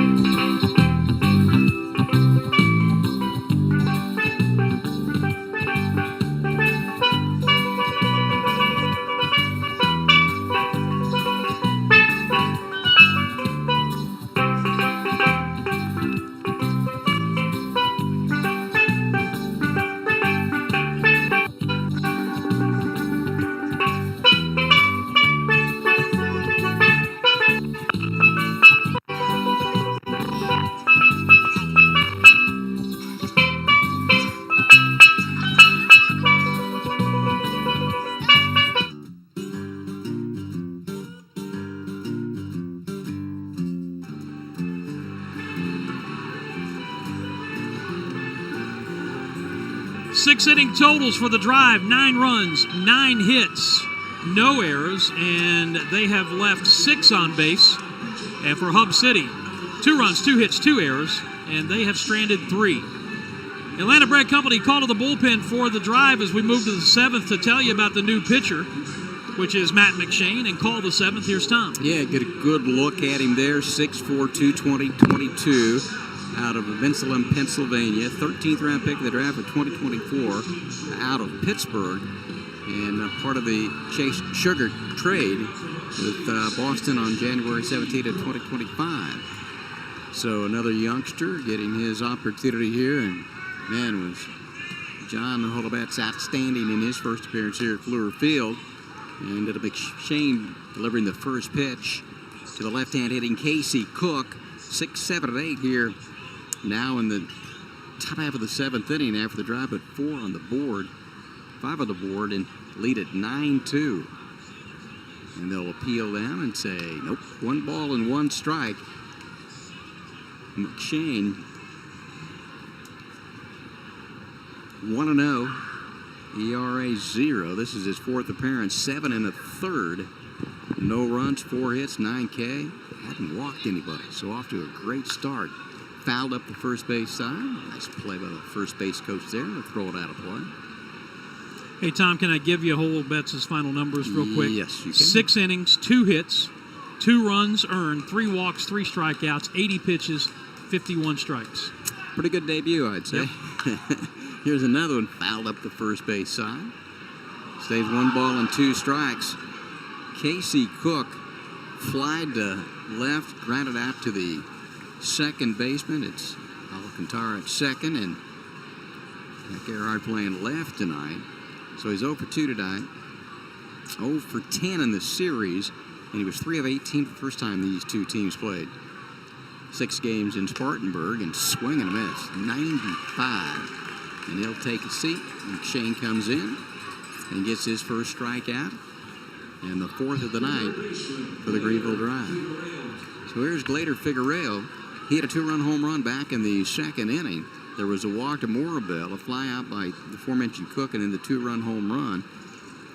A couple walks in that inning by Holobetz. Gave up that 2-run home run as the first pitch is in there for a called strike. And then after that inning, retired 12 out of the final 13. There was a walk, I guess, in the 5th inning, but he was really good, had just 3 walks. 2 hoppers, second baseman. This is Cantara, and his throw over in time. Gets a strikeout, a ground out, begin the top half of the 7th inning.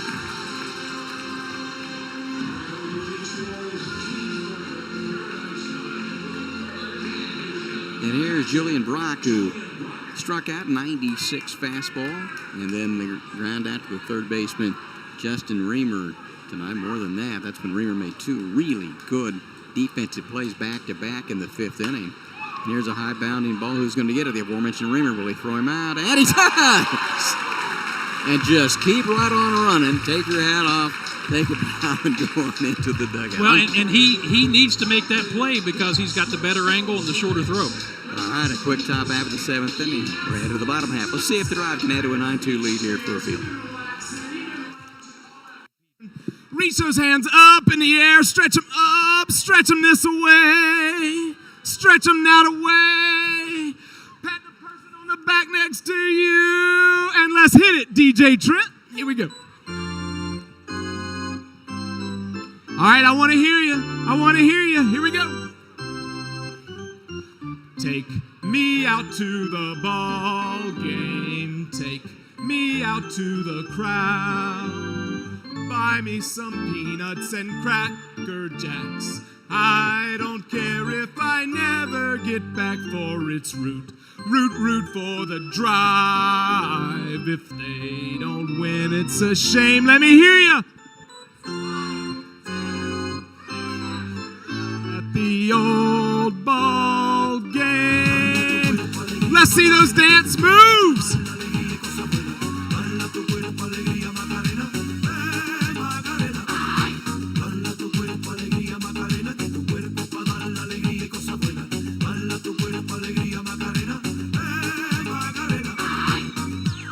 Let's see it.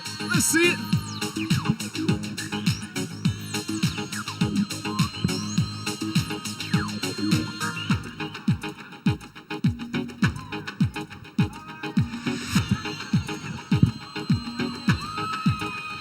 There we go. There we go.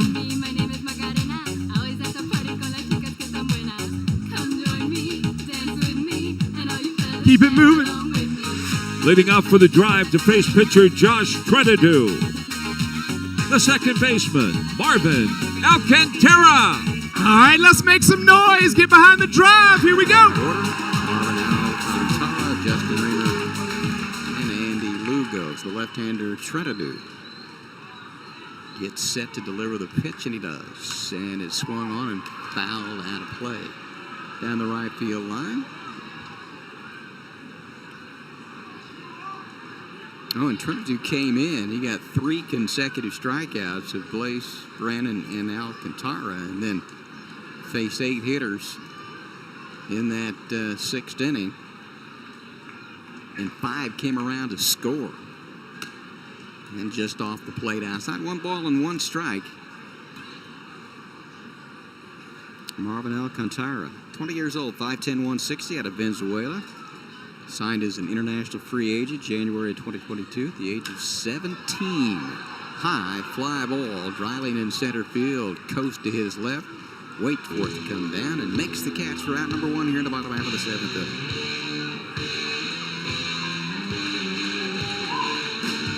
Here comes Reamer. He's walked twice, and he had a base hit that started things in that 6th. And third baseman, Justin Reamer.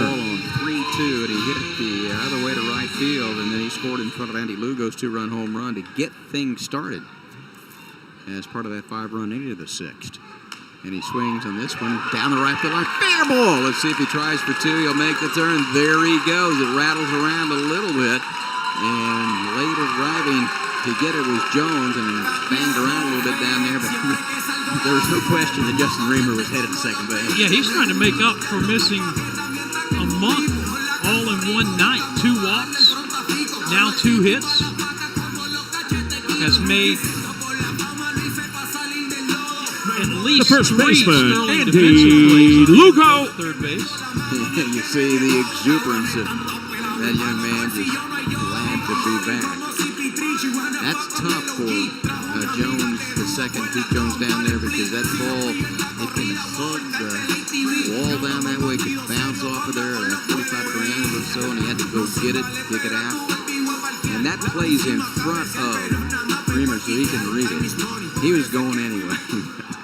He ends up on second base, and now here's Lugo. 2-run home run last time up. Started that 5-run inning. And the pitch. Called strike at 82. We've seen Kennedy fired up there as much as 94, 95. His last outing in Greensboro. 5-2 loss, no decision. 4 innings, no runs, 3 hits, 6 K. Threw 68 pitches. And this is inner part of the plate, called strike, 0-2. We mentioned he had 3 starts, and it's kind of one of the situations for them, a piggyback situation, so to speak. He could give you some length in the middle part of the game. Drive been able to get to him a little bit here. Lays off that one, come boring in. Left-hand pitcher, right-hand hitter, a bit of an open stance out of the hands, and stepped out of the way of that one as the guy goes 1 ball, 2 strikes. I mean, way off of first is Quincy Scott. And the second baseman, Cook, just a stride or 2 on the first base side, trying to keep the runner close at second base in Reamer. Well, Tom, just to put it in perspective, he had given up 1 run, and it was earned in 19 innings coming in. And the drive got to him for 5 runs. 3 of those were earned in the last inning. Good look at Josh Pettigrew there. And it's a called third strike. Lugo's not going to like it, but it doesn't matter. Inner part of the plate, 3 consecutive in that GA, and that one he gets a call. The designated hitter, Yofari Rodriguez. Wrong situation, but 19 3/4 for that scoring. 2 and 4 on that road trip and scored 19 runs as Rodriguez will swing over the top of the first pitch off speed and scored 4 on Tuesday and back-to-back 22 as we count right now, right? Wow. It's an educational broadcast. We do math. Yes. Those of you that are scoring at home and doing the math with us, 9 plus 9. As long as they don't put the alphabet in it, I'm good. Yeah. Hey, speaking of scoring, as I was walking out last night, I saw a fan who was talking to one of our ushers who had a scorebook and had kept the score of the game. Wow. He said there were about 4 or 5 of he and his friends who sit in a particular section that do it. You take a picture of it? That's awesome. I mean, most of us as kids growing up, you got a chance to go to Cincinnati, you got a chance to go to Old Municipal Stadium in KC. Man, I love keeping score. Yeah. Hey, Dan, speaking of that, we talked about the 4-9-6 put out last night. That doesn't happen very often at all. You see the Boston and Detroit, the 9-8 put out? No. Way outside. Yeah, William Abreu. Oh, yeah, the going up and the That's home run, and St. Don Rafaela called it off the carom. So Yes. that's why they scored that night. So we saw 2 kind of rarities last night. But the 4-9-6 force out would be a little more rare, I would think. 3 balls, 1 strike, and called strike inside. And, you know, I actually tried to find today if there was some kind of statistic on that, if, how rare is a 4-9-6. Maybe we're talking area codes to some people here, but there's a 3-2 pitch. Oh, just off the plate, trying to do. Everybody else on the Hub City team thought that was a strike, much like Holovitz did on about 3 occasions there, but that was a close one. Well, to tell you how rare it is, The shortstop, scorer Sanatello. last night was Max Potter. Right, yeah. And he was telling me that when he put that in, the person in the Major League Baseball office in New York who follows along immediately texted him and wanted to know what he did wrong. And Max had to explain, I didn't do anything wrong. Here's what happened. Sanatello takes inside for ball one. 2 down, runners at first and second, bottom of the 7th drive with a 9-2 lead. So it was a line shot by Keith Jones, second, and tipped off the glove of Sanatello, who was playing second base, and run down out in right field. Picked up, and then able to get the force out at second with the shortstop covering there, so it goes 4-9-6. 2 balls and 1 strike. Boy, you just love Zanatello's had a double, scored a run in the third, scored a run to the second. He's walked twice, had good at-bats tonight. Only 186 coming in. Big swing and a miss on that next pitch off speed over the top of that, and it goes to 2 balls and 2 strikes. And just to tell you how things work around here, Max was the official scorer last night. Tonight he's in the Green Monster. Well, we were asking him because we knew he was going there. Was it Ferry Rodriguez's first hit went through the top of the 8th, right? Franklin Arias. Arias. Was it Arias? Yes. Okay, not Rodriguez. Yeah. It went through the top of the 8th inning. Yep. 2 balls, 2 strikes. He said he 2 down. wasn't there that night, but he said that if something like that happens and one of those panels falls to the ground, it rattles and makes a lot of noise inside there. You got another great look, another pitcher warming up for Hub City. Did he go?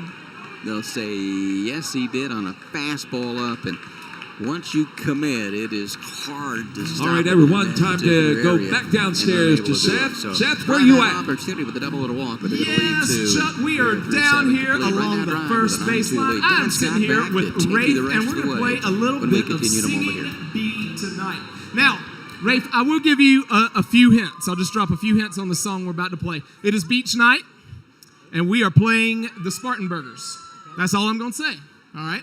So are you ready, Rafe? Sure. All right, ladies and gentlemen, help him out. Here we go. Hit it, DJ.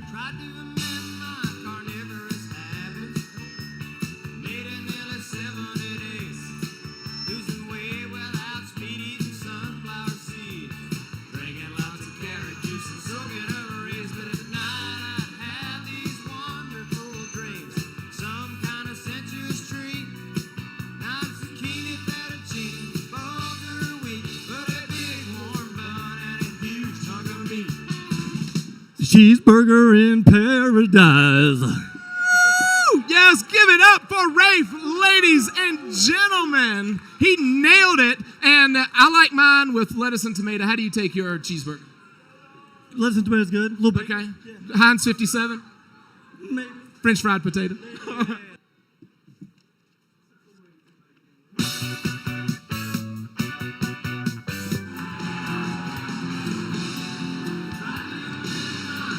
You already know about the great fresh food at Arden's Burger and Grill in Central. Now Arden's also operates beef and rib in Westminster. 2 great ways to step up to a delicious plate.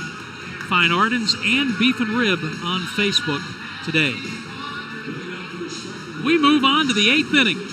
Drive in control right now, 9-2, and I say right now because they had a 4-0 lead on Tuesday night, won 4-3 with some late inning drama. And last night, or yesterday afternoon, 7-0 and 9-2. But it was in the 8th inning that Hub City scored 3 to make it 9-5.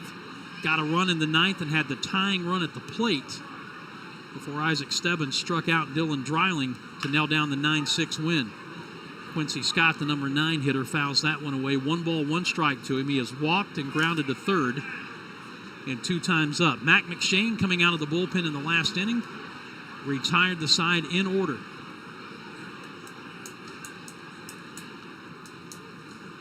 One ball, 1 strike. And the pitch. Swing and a miss. 94-mile-an-hour fastball. It's 1-2. Scott will take the circuitous route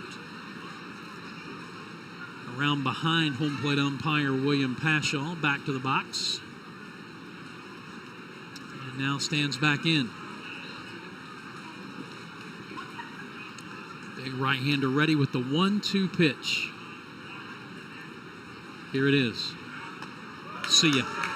95 down and away, and Scott couldn't catch up to it. 1 down. Second strikeout for McShane. Back to the top of the order for Keith Jones.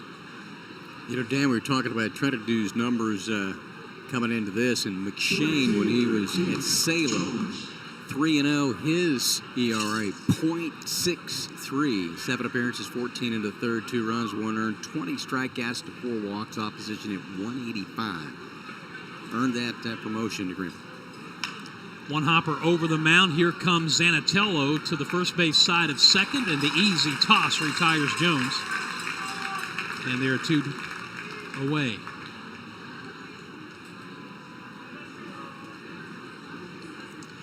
Five in a row retired by McShane.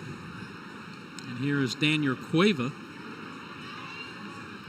Perhaps his last chance to extend a 7-game hitting streak. He has struck out, bounced to first, and flied to left. And he takes the pitch high, ball 1. McShane wants a new baseball. Home plate umpire complies.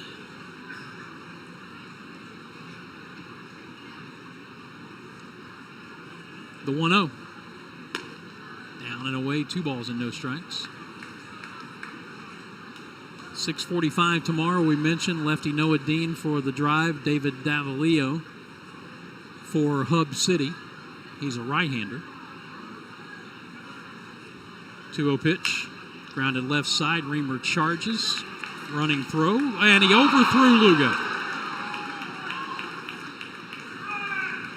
That'll be a throwing error on Reamer.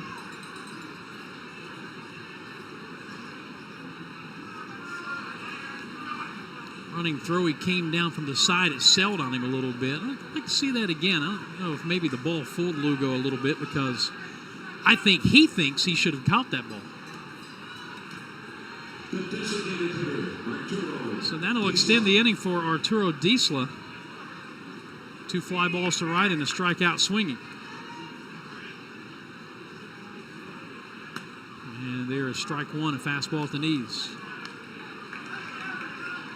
Diesel shaking his head. He didn't like the call from William Paschal. And in a sense, you can understand it, because he's not been very liberal with those corners tonight or back on Tuesday.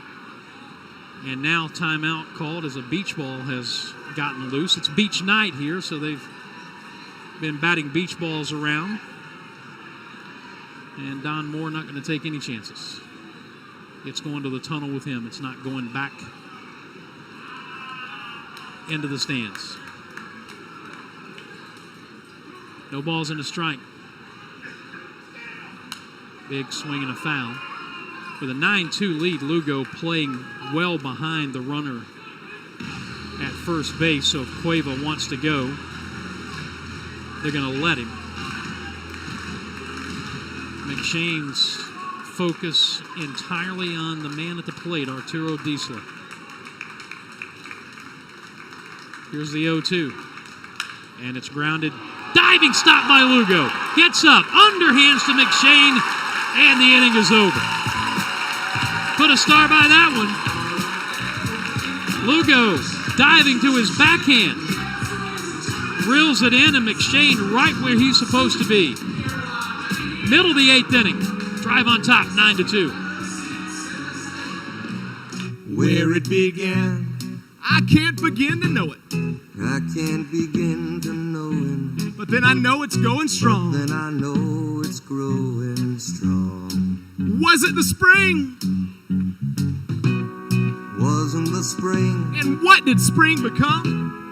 and spring became the summer. Who'd have believed he'd come Who'd along? have believed you'd come along? All right, here we go. Get those hands up in the air. And touching hands, Reach on out. reaching out, touching me, touching you. Let me hear it. Sweet Caroline, good times never seem so good. I've been inclined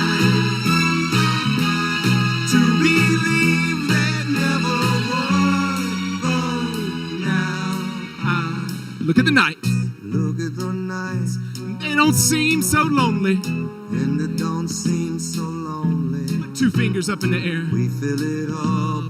He is 6'3", 175, 22 out of the Dominican Republic. Signed international free agent at the age of 16 back in 2019. 1-2. And the ERA 1.13, very good as well. This will be his 11th appearance. He has 3 of the 10 saves, 16 innings, 2 runs, both earned, 9 hits, 21 strikeouts, 8 walks, and allowed 3 home runs opposition, just 167. He'll face 3, 4, and 5, Taylor, Earhart, and Blaze. And the first pitch to Nellie Taylor is a ball. Taylor 1 for 4. He's reached on a fielder's choice. He has scored twice. Swings and misses at that one. And it's a ball and a strike.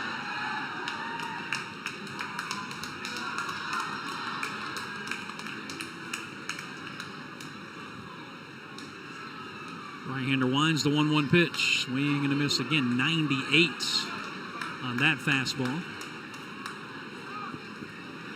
Ball and 2 strikes. Trinidad out of the bullpen went 3 innings, 5 hits, 5 runs, 3 earned, 2 walks, 6 strikeouts. 1-2.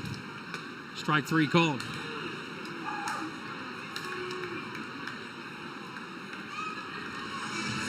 Curtis, the starter, and the pitcher of record right now, went 3 1/3 for Hub City. 5 hits, 4 runs earned, 4 walks, 3 strikeouts. So that punch out of Taylor is the 10th strikeout for Spartanburger pitching. But that's of little consolation right now. Here's Zach Earhart, who's driven in 3 more runs tonight with a pair of doubles and a ground ball. And the other time they got him out, he lined out hard to right field with the bases loaded and 2 outs for the final out of the 4th. First pitch of ball. Look out. That one got away from him. Looked like a changeup, and it hit Earhart, and he will take first base. They're going to come out. They want to make sure that Bormy is okay, because you watch this. It was a funky release on that pitch. Chad Comer popped out immediately along with the Hub City trainers. Well, and Dan, the strikeout of Taylor was 99, and that's 73. Yeah. So, and I think Bormy is saying that his foot just slipped. Yeah, I mean, nothing there. It will not count as a visit to the mound.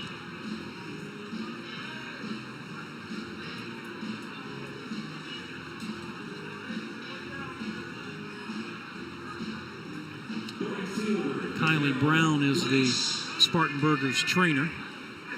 So here's Blaze, 1 for 4, an RBI double run scored back into 3rd, and that pitch is down and away, ball 1.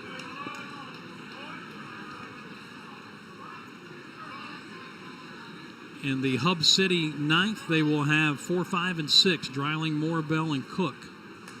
Swing and a miss at 89. That would be his changeup.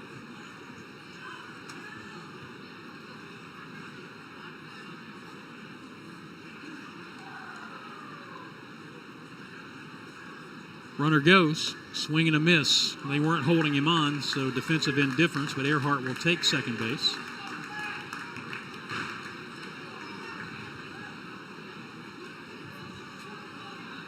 You know, there was a time in the game of baseball that if you did that, Yep. the guy at the plate might get plunked with the next pitch. 7-run lead late in the ball game like this. Something going on with the Hub City dugout. William Pasha went over and put a stop to it. Here's the 1-2. Strike 3 swing and chased a 97-mile-an-hour fastball up. And there are 2 down. But Dan, you ran through the numbers of Earhart. He was 2 for 4, 3 RBIs prior to that. His last 16 games, 27 out of 51. 530. That's not bad.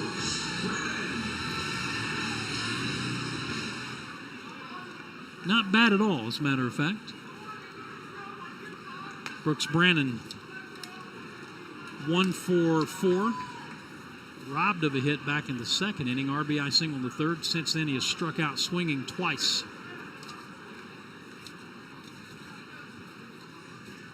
The 1-0 off the plate outside. 2 balls and no strikes.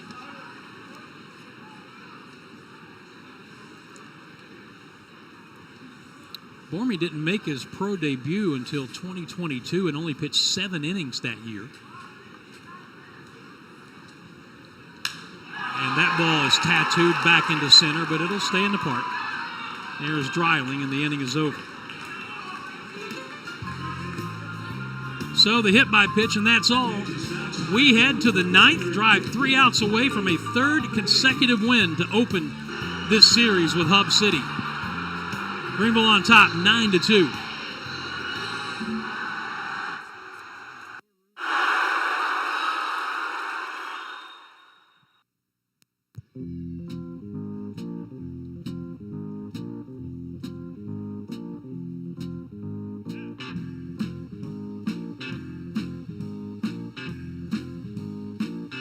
That amazing ground ball catch by first baseman Andy Lugo to the pitcher covering is your Vermeer Dig Deep Defensive Player of the Game.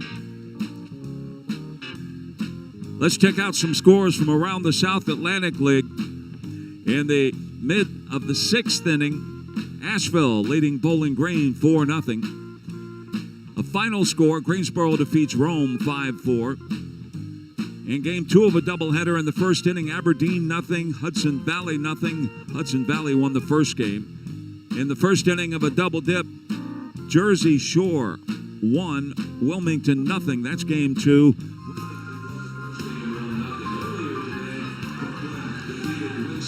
Hey, do you need banners, stadium graphics, event materials printed? If so, call Greenville Print Solutions. If Clemson, Mississippi State, the SoCon, Greenville County, and so many others trust them, why don't you? Online, it's GreenvillePrintSolutions.com. Well, the Drive are 3 outs away from going up 3-0 in this 6-game series, and even with a 7-run differential, Matt McShane would qualify for a save because he would, if he finishes, pitch 3 complete innings. Kudzu staffing South Atlantic League scoreboard. Top of the 6th inning, Jersey Shore batting, leading at Wilmington 8-1. Bottom of the 6th, Asheville up 4-0 at Bowling Green.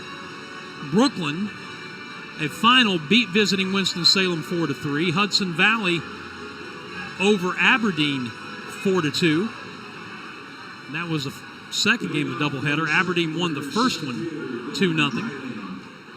Wilmington in the first game of a doubleheader beat Jersey Shore 1-0, and Rome lost again tonight to Greensboro 5-4, so the Drive can creep a game closer.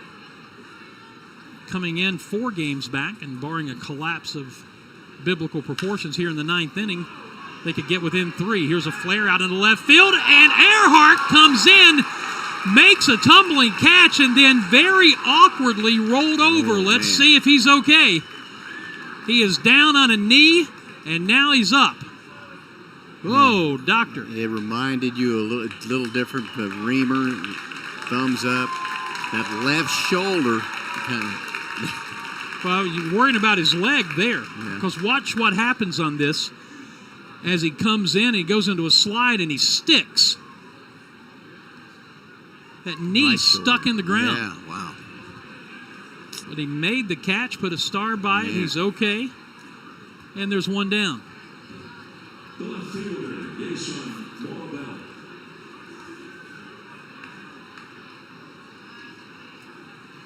Jason Morabel now is 0 for 2 with a walk and a run scored. The only runs they have, he walked leading off the second inning, and 1 out later, Glader Figueroa hit a 2-run homer to right. That gave Spartanburg, or the Spartanburgers, a 2-1 lead, which was their first and only lead of this series. One hopper over the mound, charging Zanatello, gloves, running throw, and it handcuffed Lugo. And what would have been a bang-bang play at first base, probably going to be an infield hit. That was one of those tough in-between hops. Let's see how they score that. They've put an error on the board, but they're going to take it off because it gets flashed up a base hit, and that's the right call. And Tom, that's just the third hit of the night for Hub City and their first since the Figueroa home run in the second inning. And they had two, the home run and the other base hit in the ninth inning in game one. Yep. So now it's Casey Cook down a strike, and he lines one into right field for a base hit. Stopping at second is Morabel. That's his first hit of the series. He was 0 for 11 before that. And now with 2 on and 1 out, here is the Hub City run producer of the evening, Figueroa, who had that 2-run homer, as mentioned, in the second. Since then, he's popped to third and grounded to second.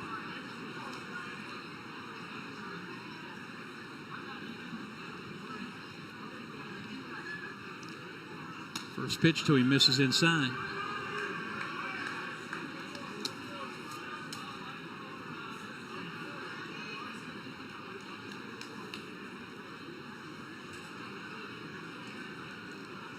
Shane trying to finish it. And it's fouled back.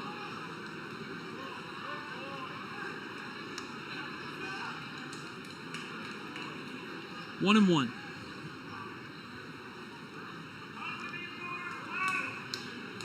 I think they would take another ground ball to second right here. 1-1 pitch. Instead, it's lined into right field for a base hit. Over to the line to get it is Blaze. They'll hold the runner at third. So 3 straight base hits here in the ninth have loaded them up for Julian Brock. That ball was well struck.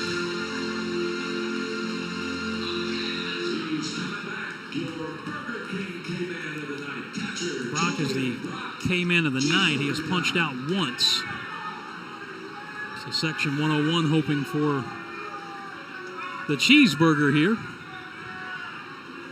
And pitches outside, ball 1.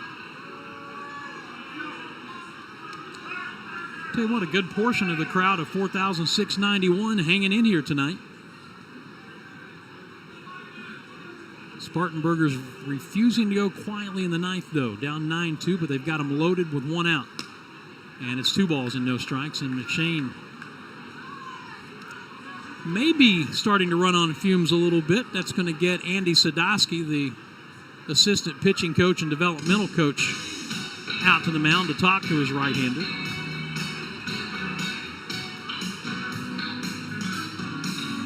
It's part of Beach Night here tonight. They've had a live steel drummer playing and entertaining between innings, and he was playing before the game, and these folks were coming in, and I told Tom I bet I was the only person in the ballpark who knew the name of the song that he was playing, Girl from Ipanema.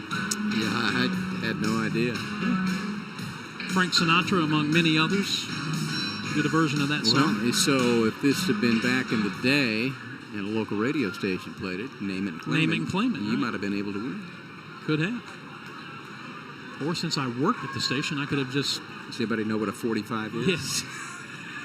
2-0 pitch is up and in, ball 3, so McShane a pitch away from forcing in a run.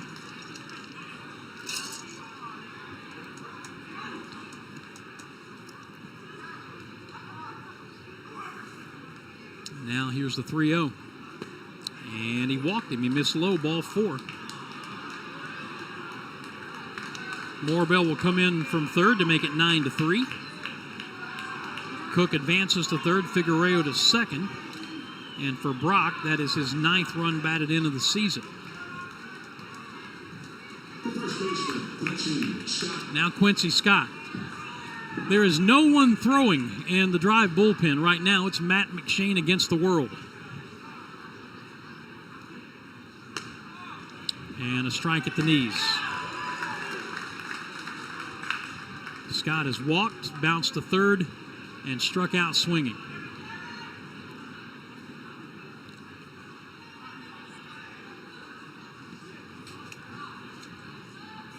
The 0-1. Swing and a miss. A little bit late on that fastball. No balls and 2 strikes.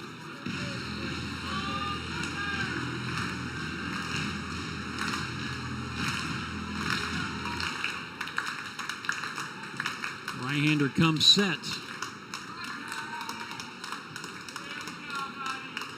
And the 0-2. Tap slowly towards Zanatello at short. His running throw. No! Dropped by Lugo. A second run is going to score. Are you kidding me? That'll be an error on Lugo. Scott will get one RBI because Casey Cook was going to score from third anyway. But Figueroa comes around to score from second base. Brock to third. And Scott ends up out at second. So it's 9-5. And all of a sudden, the tying run is in the on-deck circle. We've been here before, yes, haven't we have. Like last night. Keith Jones, the leadoff hitter. 1 for 3 with a walk. And he swings and foul tips one into the mitt of the catcher.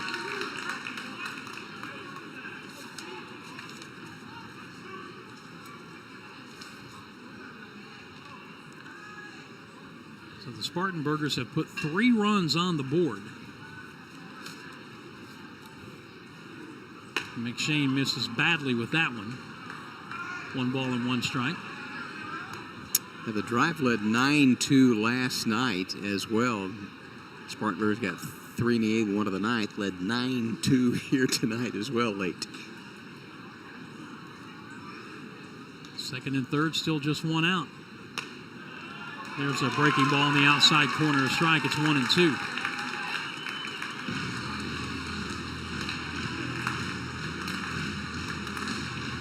Daniel Cueva waiting on deck.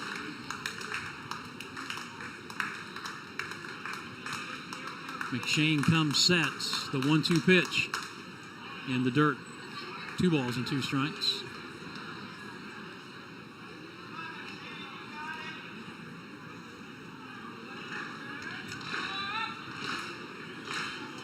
Well, we've said it before and we've said it again. Pitch clock aside, one of the reasons baseball is the greatest game in the world is that you can't run out the clock. Strike 3, no, a foul ball, thankfully, because that ball was all the way back to the backstop. And with first base open, he could have advanced to first, but a foul ball. You got to get that 27th ounce. Right now, McShane trying to get the 26th. Again, the 2-2. And a line drive base hit into center field. That's going to score 2 more runs and make it a 9-7 game. Second hit for Jones. He now has 20 runs batted in. That makes the Casey Cook run earned. So everything in this inning earned except for the run that Quincy Scott just scored. And here's Cueva, who homered 2 nights ago, representing the tying run and still just 1 out. And let's see if we're starting to get some stirring now down in the Drive bullpen. 8th man to bat in the inning. And a line drive that will drop into right field for another base hit, a little looping liner. Moving up to second base is Jones. And here's Arturo Diesla, and there is now going to get somebody warming up. Zach Fogel is going to start getting loose. And Diesla at the plate, representing the go-ahead run.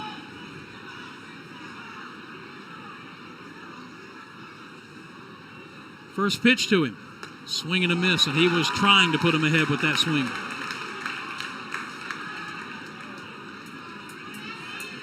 Inning began with Dreiling flying out to left, but then an infield single for Morabel, base hits by Cook and Figueroa.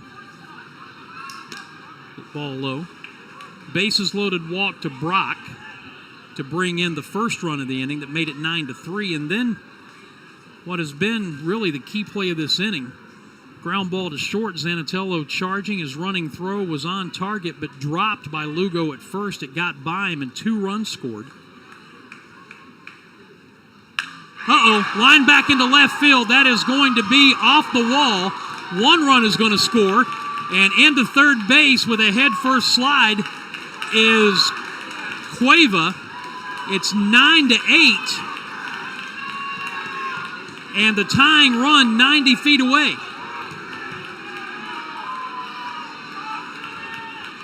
And now they're going to pinch run for Diesla. Coming off the bench to run is Theo Hardy. And here comes Liam Carroll. That's going to be all for Matt McShane. So the wheels completely coming off of the drive right-hander here in the ninth inning. We've got an Atlanta Bread Company call to the bullpen. Back in a moment.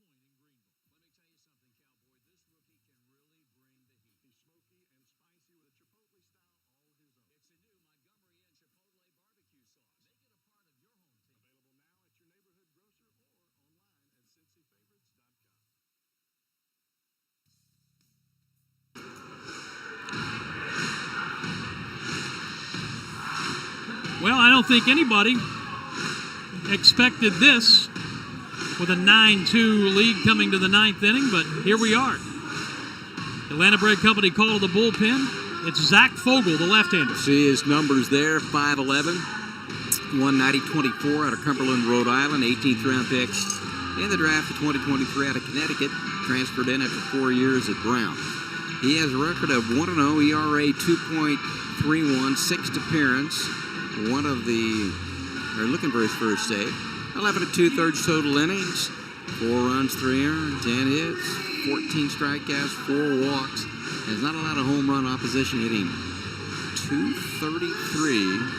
He comes in here in a delicate situation, pitched 3 2/3 at Rome last time out, last game. It was very good, no runs, hit 5K. Well, the first batter he will face is Dylan Dreiling. Runners on the corners. The tying run at third, the go-ahead run at first with 1 out. Here in the ninth inning, Spartanburg has scored 6 runs on 6 hits off of Matt McShane. Infield's going to stay back. They're going to try to turn 2 if they get an opportunity, and the first pitch to the left-handed batter is down and away, ball 1.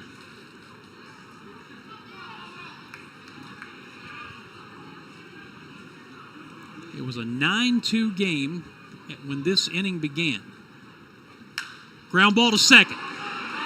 Bobbled, throw to the bag 1. The return not in time. The tying run scores. Oh my goodness. Alcantara bobbled it, double clutched, and that allows the tying run to score to make it a 9-9 game. Yep, had a chance there. Just couldn't corral it. And once he bobbled there, you knew with Riley, left-hand hitter, good athlete, could have a chance to beat it out, and he did. So instead of a game-ending double play,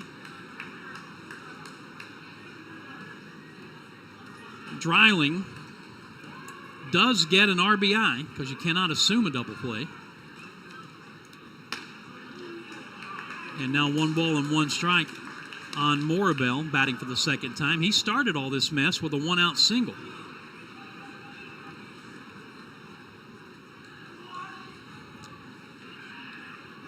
The 1-1.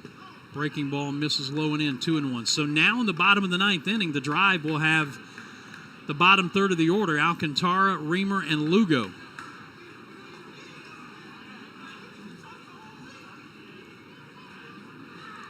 2-1 grounded to the left of Alcantara. He gets and throws, and the inning is over.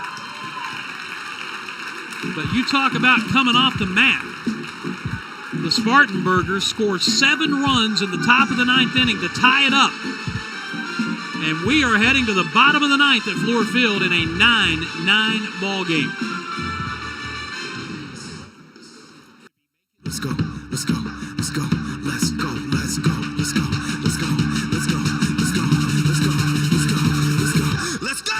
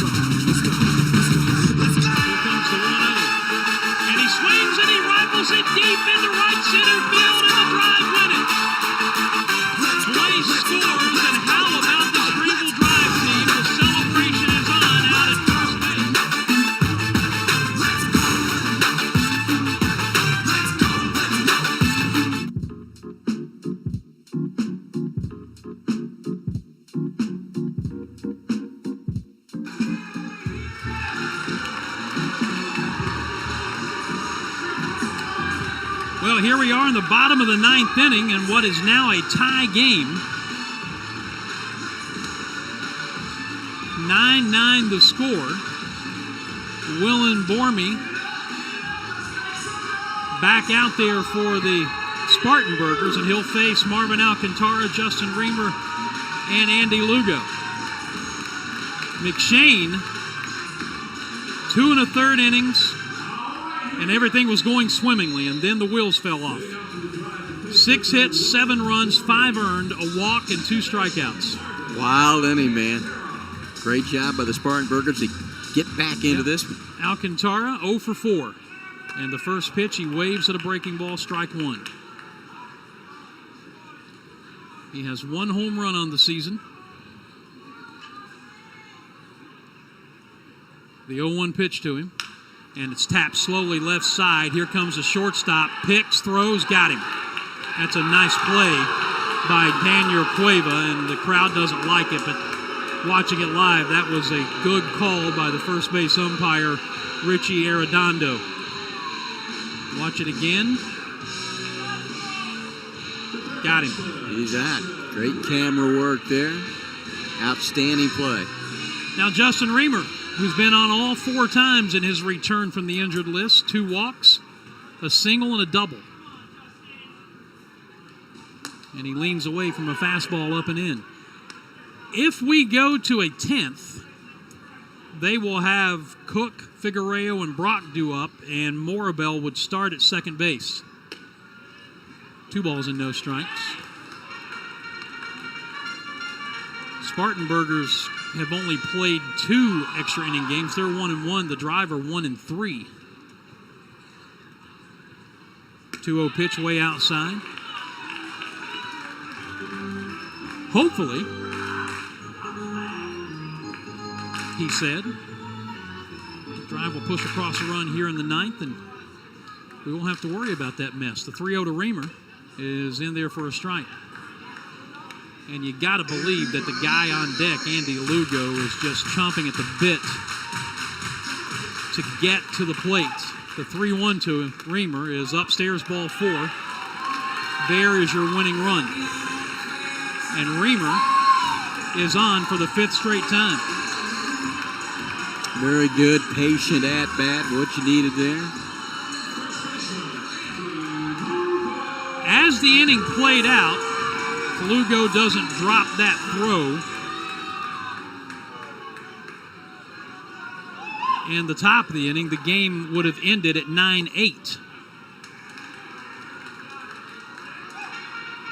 Or, excuse me, would have ended at 9-7. But here we are at 9-9, and he's ahead in the count 1-0. He has homered in 4 at-bats tonight. Look out, that was coming right to us, but it hit the screen. It was coming pretty fast, though, Dan. Yeah, we were just talking with Ian from the Spartanburgers broadcast crew. They've already had 4 or 5 balls in their booth. In their booth. Tom and I haven't had one in now our 7th season. It's been close. The 1-1 outside, 2 balls and a strike.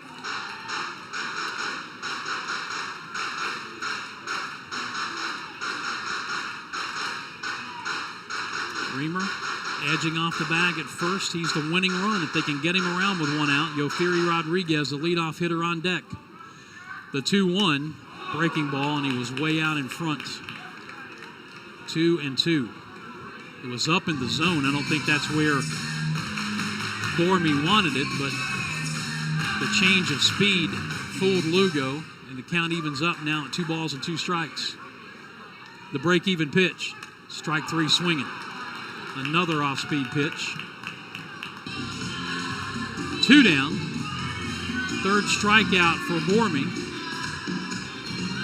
And here's Yofiri Rodriguez. He's been on 4 times, 3 walks, an infield hit. Struck out back in the 3rd inning. First pitch to him, he checks his swing and he went too far on a breaking ball down and in. Would love to see him find a gap out there in right center and see if Reamer can turn on the Jets from first base. Here's the 0-1. Swing and a miss, another breaking ball. And Rodriguez down, no balls and 2 strikes.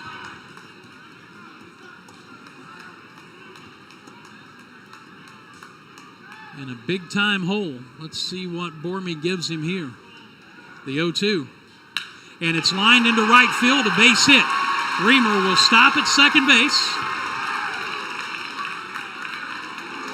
And Rodriguez, second hit. He's on for the 5th time. And the winning run now in scoring position for Nazon Zanatello, but not before the pitching coach, Thomas St. Clair, is going to come out to talk to his right-hander. Yeah, good at-bat there by Rodriguez, and Bormy's did a nice job of had that fastball, ran it up there about 98, 99, and he utilized that off-speed pitch. Get a lot of the players out in front. Good job to stay back and drive that one and give a chance to win it here at the bottom of the 9th. Well, Zanatello is 1 for 3 officially, a double and a run scored in the 3rd. He has struck out twice and walked twice. He scored after walking in the 6th inning. Ending the drive, put 5 on the board to take what then looked like a very comfortable 9-2 lead.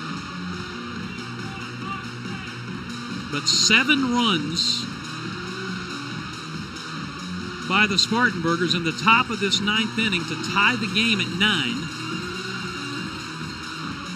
And now the Drive looking for what would be, I believe, their first walk-off victory at home this season. And Dan, they had 2 runs, 2 hits through the first 2, didn't get hit for 6 consecutive innings.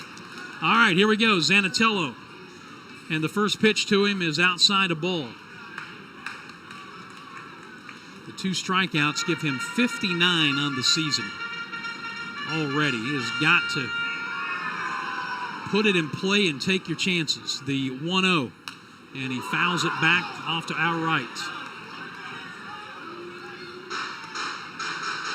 Reamer with good speed, the winning run at second. Yofiri Rodriguez at first. All he has to do on a base hit is make sure he touches second base. Zanatello, 1 ball and 1 strike. 2 on, 2 out in the 9th, and a 9-9 game. The pitch, and it's high and away. 2-1. Nellie Taylor would be next. Zanatello waiting as Bormy straightens up. The 2-1 pitch lays off, and it just missed. I think Bormy thought he had that one, but he didn't get the call. 3-1.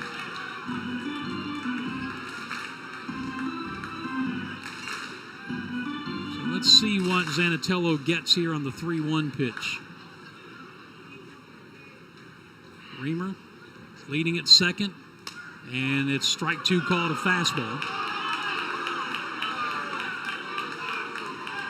Liam Carroll reminding Reamer to be aware of the leg kick and the turn back to second before he takes off. The runners will be in motion on this 3-2 pitch to Zanatello with 2 outs. And now time called by Zanatello.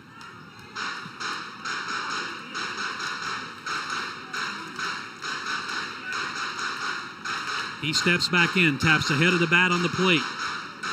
Gormy gets the sign from his catcher, Brock. Runners go. The 3-2 is popped up on the infield. Here comes Casey Cook, the second baseman, edge of the grass, and we are going to extra innings.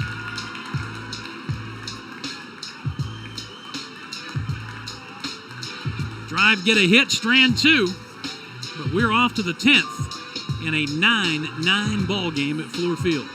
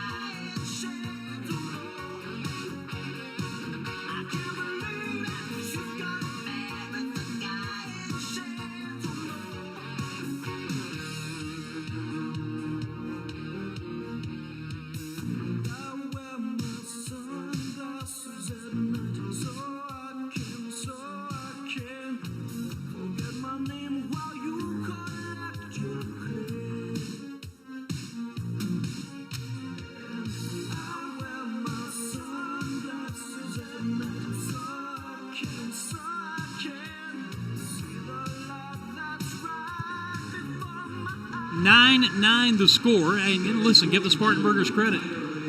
Been easy to roll over down 9-2 in the ninth. Jason Maribel will start at second base.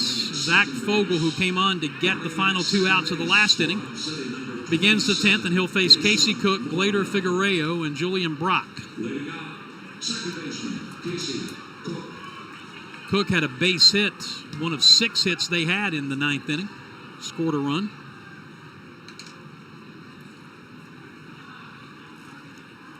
Lefty versus left-handed batter, and the first pitch to him is on the outside corner, a strike. In the drive 10th, they'll start with Zanatello at second. And it'd be Taylor, Earhart, and Blaise due up. The 0-1, way outside. 1 ball and 1 strike.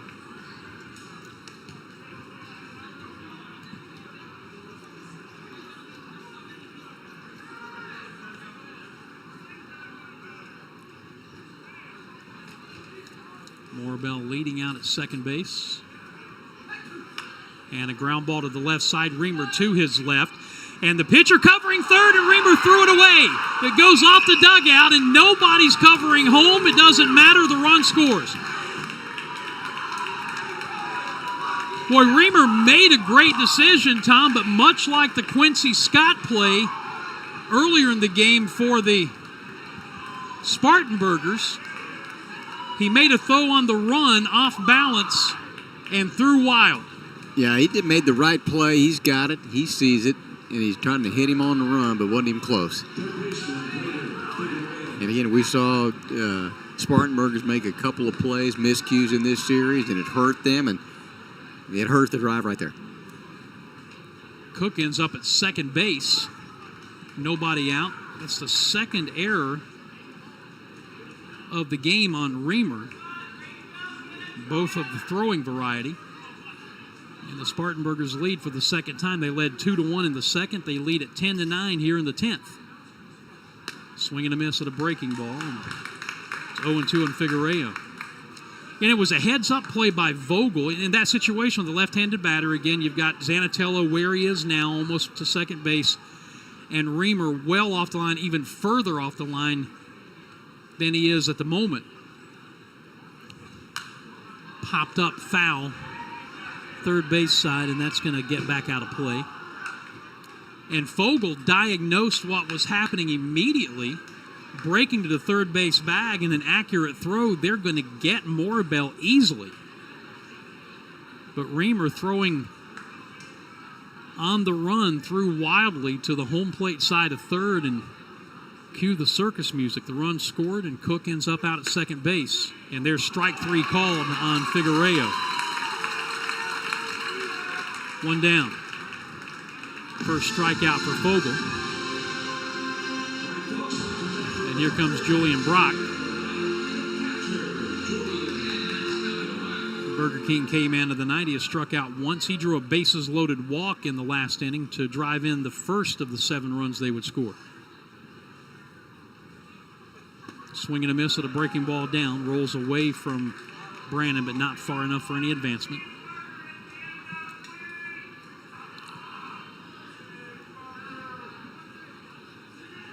So Fogel's main focus right now is making sure they don't add to that 1-run lead. Cook out at second, 1 down. Pitch outside, 1-1.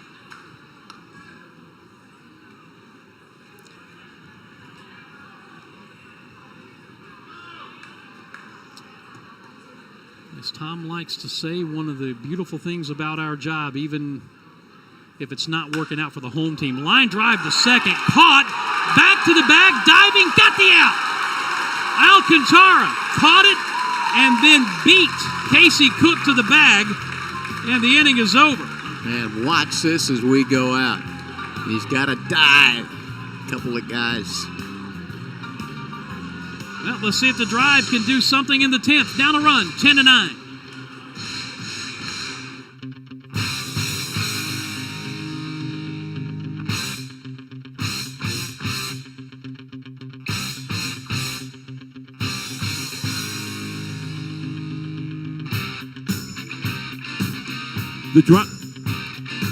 The Spartanburgers have made the Publix call to the bullpen. For your next shopping, pharmacy, or catering needs, remember that Publix is just a call away. Publix, where shopping is a pleasure.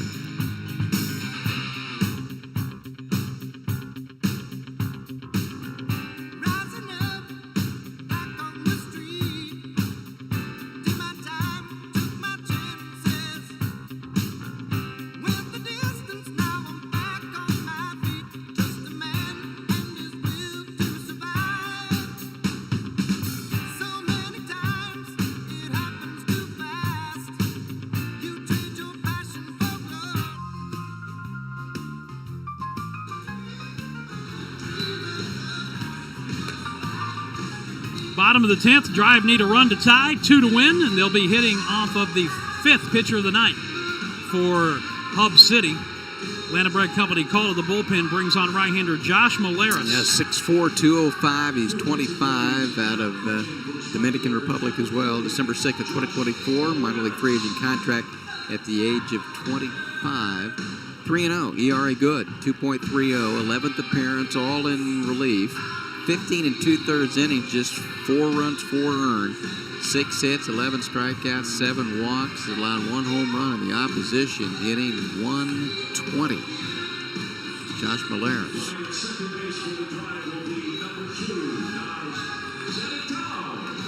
So Naz Zanatello, who made the final out of the 9th, will start at second base. Great speed. He's the tying run. And you got the guys coming to the plate that you want if you're the drive. Nelly Taylor Jr., Zach Earhart, and Miguel Blaze. Taylor is 1 for 5 with 2 runs scored. Maleras with the first pitch to him, and it's a breaking ball, strike 1. Drive led 9-2 going to the 9th inning. Spartanburgers put up 7 runs to tie it up. Got a run at the top of the 10th to take a 10-9 lead.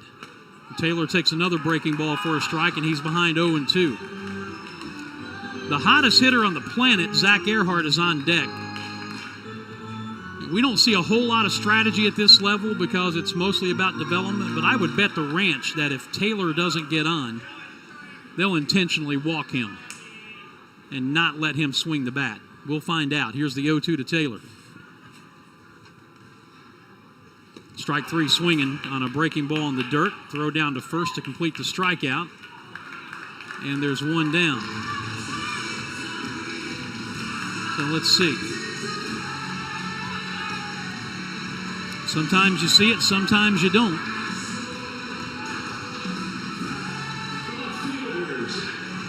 And they're going to pitch to him. He's driven in 3 runs tonight, 2 RBI doubles, an RBI ground out. He's been hit by a pitch. First pitch from Molaris is a fastball for a strike.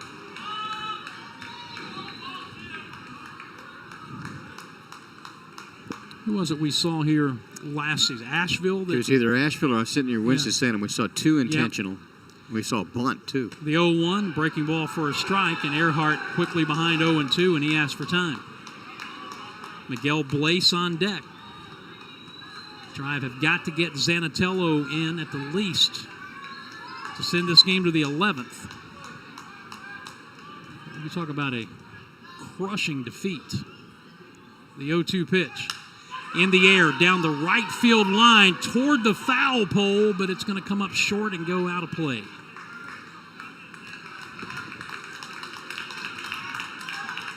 So Earhart will pick up his bat and head back to the right-handed batter's box.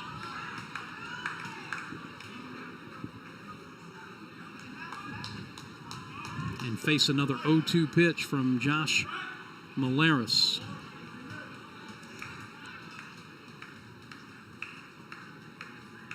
Sets, and here it comes. And the breaking ball's low. Earhart hit his first professional home run here last night to begin the drive scoring. I would take his second one here to end the scoring. One night later, here's the 1-2 pitch, and it's way high, 2-2.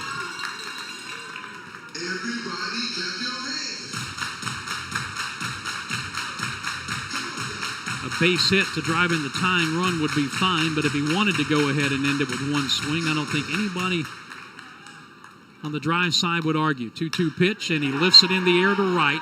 That is going to be playable. Oh, he dropped the ball! Jones dropped the ball, and we're going to end up with runners at second and third.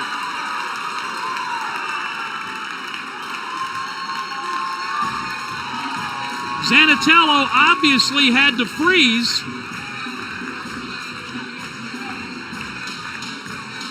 And he came running in. Not that difficult, Tom, and he just missed it. He just missed it.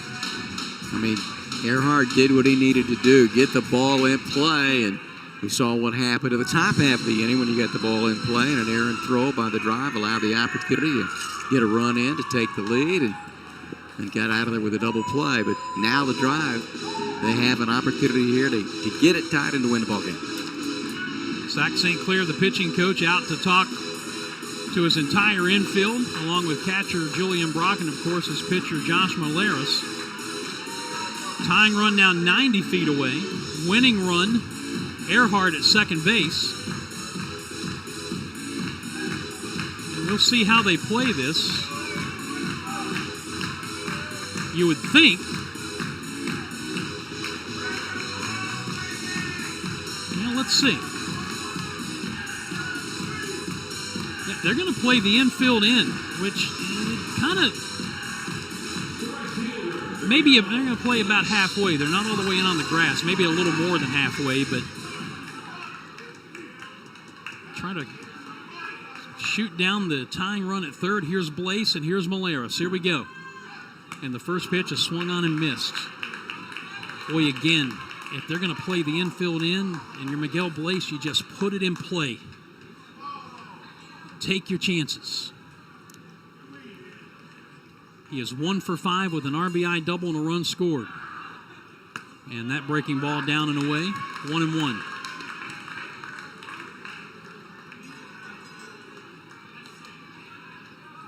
He has a chance to be the hero. Tying run at third, winning run at second here in the 10th. 1 out. Pitch. Swing and a foul at the plate. And it's 1-2. Brooks Brannon is on deck.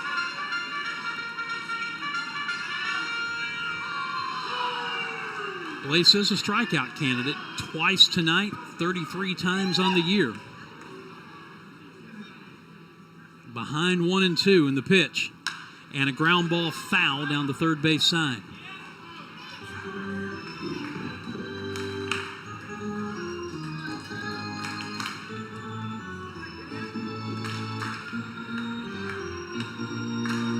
It has been a wild night at the old Ball Orchard.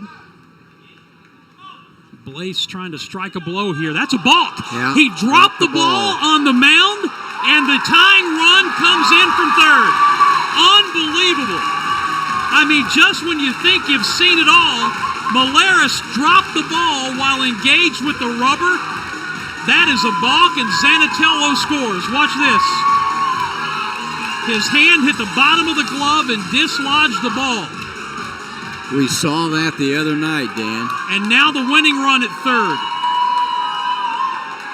The 1-2 to Blaze. It's in the dirt. 2-2.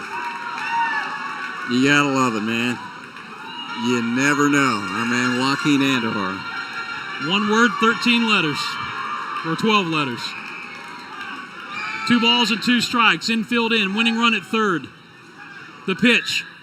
And a rocket foul. Look out. Look out. Yeah, I'm glad that hit where it hit. Somebody walking out of the ballpark. Yeah. Might have taken one for the team. 2 balls and 2 strikes. The count holding to Blaze. Malaris pitches, and he struck him out swinging. The ball in the dirt, but picked up and the tag put on. Or was it a foul ball? Nope, it was strike 3 swinging. 2 down. So now the infield can back up. And Brooks Brannon, 1 for 5 at the plate. Yeah, great look there. He missed it.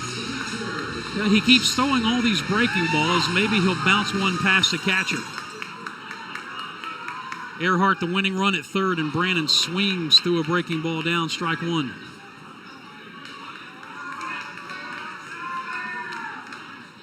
If he doesn't win it, we go to the 11th, and they would start with Brock, the number 8 hitter, on second and have 9, 1, and 2 due up. The 0-1. Ground ball slowly hit to the charging shortstop. Big hop. He adjusts his throw, and he got him. And we are going to the 11th inning. Ball almost took a high hop over the head of Cueva, but he hung with it. And more free baseball coming. 10-10 the score as we head to the 11th.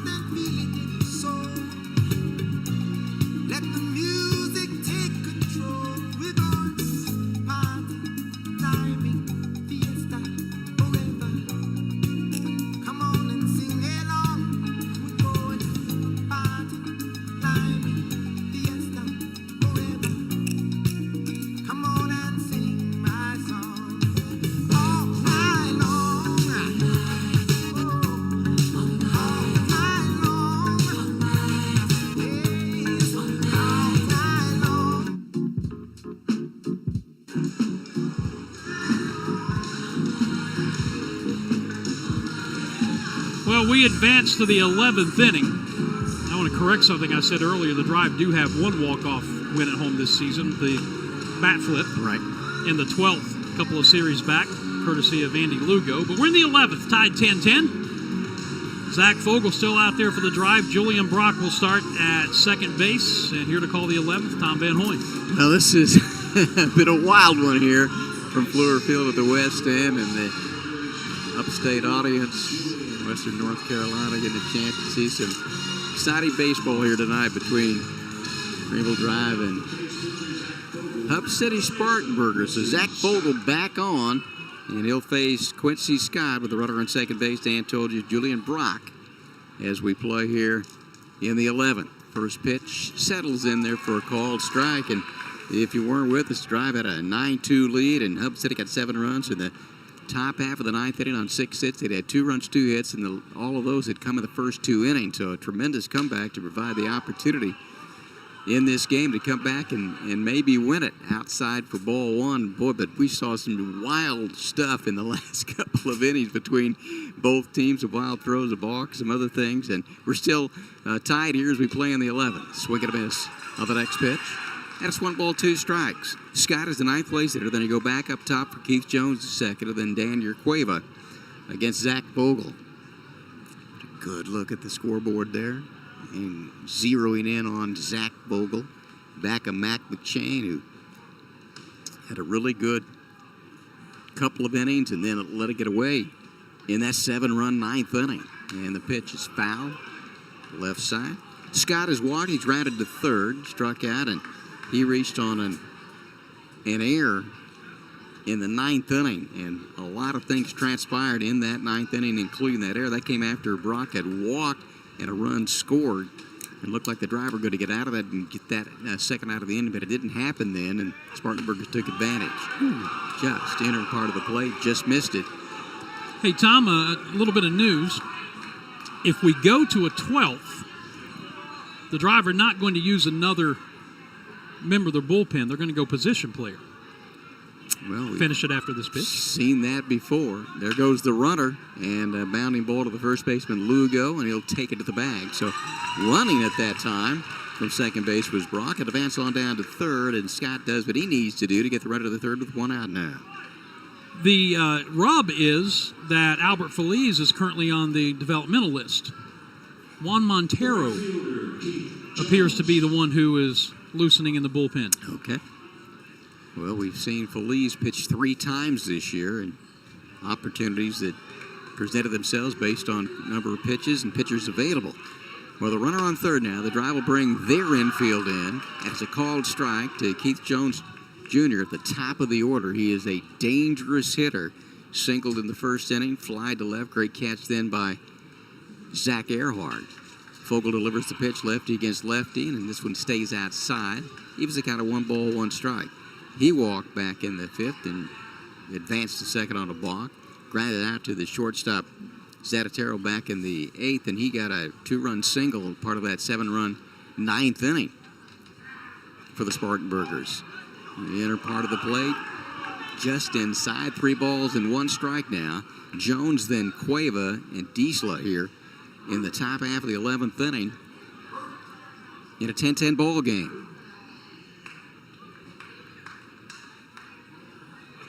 And a big cut there and foul back. Infield is in, we mentioned. Boy, a strikeout here would be just what the doctor ordered. And he leads the team in strikeouts with 41 on the year. 27 walks as well. At the top of the order the last couple of ball games.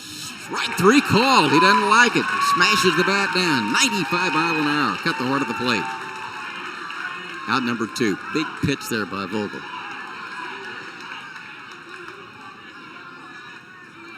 He'll take that long walk. And Comer coming out trying to protect his player Jones, who was kind of barking the whole way back to the dugout. that's a side view of that one. Here's Cueva. He struck out first time up. Ground out to first, pop out to left field. Reached on an error and had a base hit as well in that 9th inning. It's a little slow bounding ground ball. Here comes Lugo. He'll field. Toss! And did he catch it? No. He did not. The ball rolls away. And again, wow. That's another play that the Drive have to make, but they didn't do it. Tom, if we watch it again, Fogel tried to barehand the ball, I believe. The run comes down the line to score, so it becomes an 11-10 game. Lugo came to get it on a slow bounding ball. There goes Fogel to get over there. He's got it. He did try to catch it with that bare hand, and he didn't do it. So we'll see who they charge the error to. But again, got the ball in play. Cueva with a nice job there, and the Drive did not make that play. They dropped the ball in the ninth inning for an error as well. And here's the pitch inside to Theo Hardy. Theo Hardy. Yep. He came in to run for Diesel. That's right, in the he ninth. did. Yeah, back in the ninth. To Hardy, who's been the shortstop. Another visit coming to the mound now. You need to keep it right where it is. There's been some frustrating moments for both teams here tonight. Some miscues along the way. Vogel step off the mound. Yeah, Look at it there. and rightly so. They gave the error to Fogel. Yeah, try to catch that barehanded. Well, and I understand why he did it. I did too. Because he's left-handed, which means the glove is on the right hand, and the way he's running and the angle that throw was coming in, he would have had to almost reach behind him with the glove on the dead run to get it. So, in theory, you understand why he did it, but didn't get it done. Yeah, didn't execute the play. I mean, got the big strikeout of Keith Jones, the second, and then Cueva puts it in play. Brockett advanced on the ground ball by Scott to third. He comes in. It's an 11-10 ball game. We play in the top half of the 11th inning. Spartanburgers with the lead. There goes the runner. Big swing and a miss, and a runner safely into second base with a steal. And in scoring position there. This was a Spartanburger team that going into the ninth, 0 for 1 with runners in scoring position at left 4. And they're on the verge here with an 11-10 lead of the Greenville Drive. So Harding, who did come in and pinch run after Diesel, got a base hit as well in that ninth inning. Had the 7 runs on 6 hits, a walk and error along the way. Provided that opportunity, and Hub City took advantage of it. 2-1 pitch hitting. The wild one comes inside and catches Hardy, so he's on down to first. And Fogel having a difficult time right now. Just trying to finish this one off, as Dan told you. Drive going to apparently run out of pitchers and have to go with a position player, and we've seen that 3 times this year with Feliz. Well, And it's set up in a manner that you're going to do this. Right. So here comes Dylan Dreiling now. And he hit that big 3-run home run in the game, late in the game, after this Spartanburg team trailed 9-2 yesterday and came back and made it competitive. He got within 9-6 and had the tying run at the plate, and Dreiling, who struck out to end the game, and takes this one off the plate, and it goes 2 balls and no strikes. So we play here in the top half of the 11th inning. Brock started on second base, as you do when you go to extras.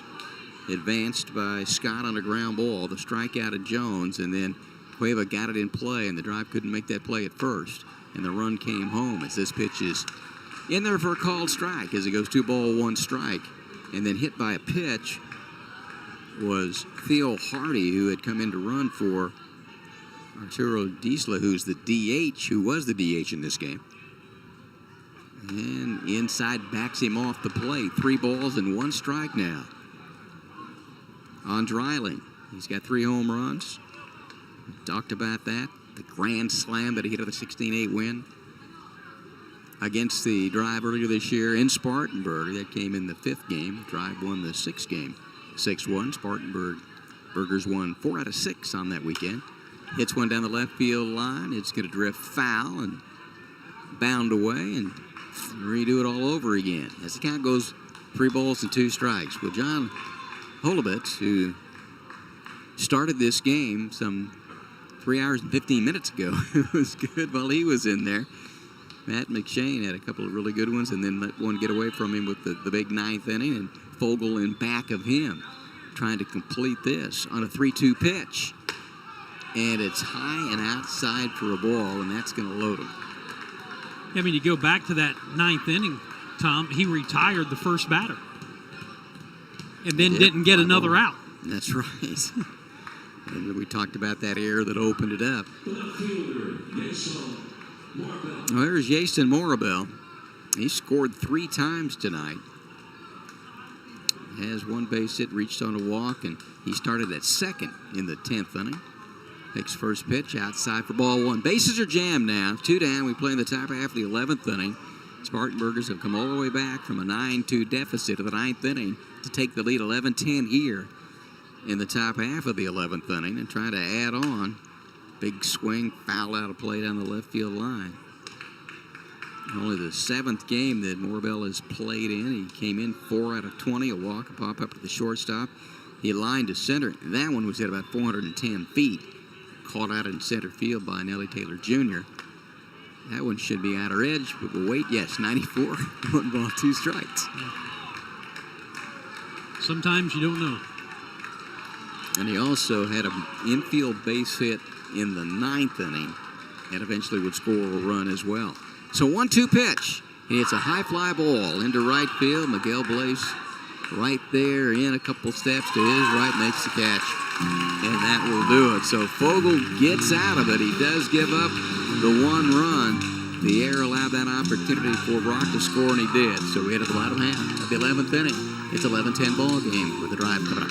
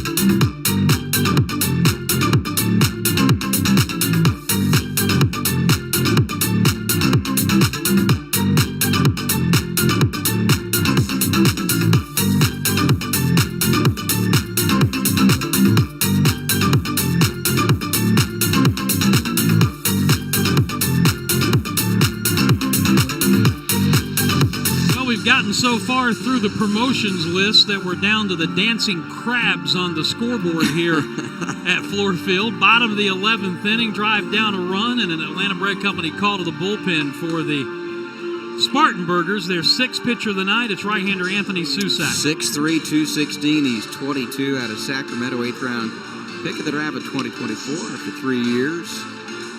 At Arizona, 1-1. He is another one, but outstanding ERA, 1.42. 11th appearance, all in relief. 12 2/3 innings, 2 runs earned, 3 hits, 9 strikeouts, but he has walked 11, has given up a home run, but he's only given up 3 hits, and the opposition hitting .075.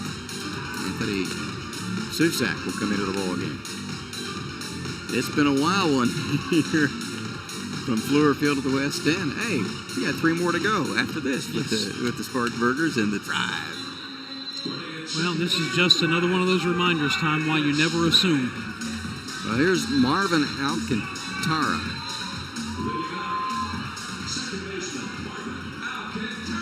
With the runner at second base.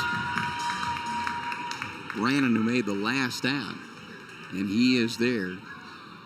See from that center field shot. And let's see what Alcantara can do. Takes first pitch outside for a ball. 87-mile-an-hour breaking ball. Alcantara ground out to short, pop up. The first baseman, a strikeout, a fly out, and a ground out to the shortstop. And Cueva made a great play then. And that came at the 9th inning. Next pitch, well, they call a balk. And that'll advance the runner to third. Yeah, Chad Comer wants to know what he did. Let's watch and see. Yeah. Maybe we'll get a replay while that conversation is going on. We saw Morris drop the ball. And Chad Comer in his 3rd year. Had 2 years at Hickory. And been here at Fluor Field. Hickory used to be in South Atlantic League. They dropped down. Hub City used to be the down East Wood Duck. So that conversation is complete. Here we go.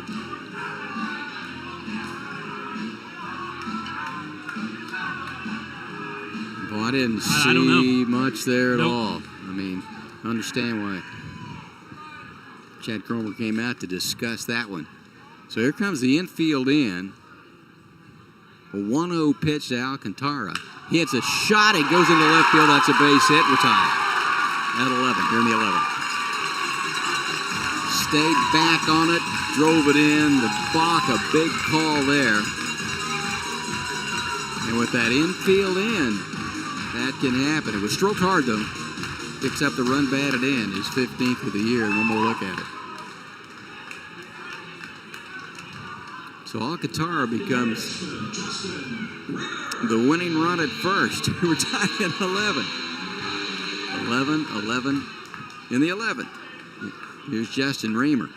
He's been on 5 times. Can he get on a 6th? And a called strike there. Walk, base hit, scored a run back in the 6th inning, and that started things for the Drive. And he had a couple of words for William Paschal. Didn't like that call. Susak from the stretch. Alcantara leads away, and this one is low and outside for a ball. Started that 5-run 6th inning for the Drive on a 3-2 pitch. He went to right field, and then the 2-run home run by Andy Lugo started things, and then he doubled to right back in the 7th, and he walked a 3rd time in the 9th. His first game back from the injury that he sustained back in April against Winston-Salem. Played the first 7. In on the hands, a little looper. He's going to look to second, and he got him there. Yeah, he came off the bag. Oh, he did come off the bag. He was bag. off the bag. Cueva is very close to getting thrown out of this game.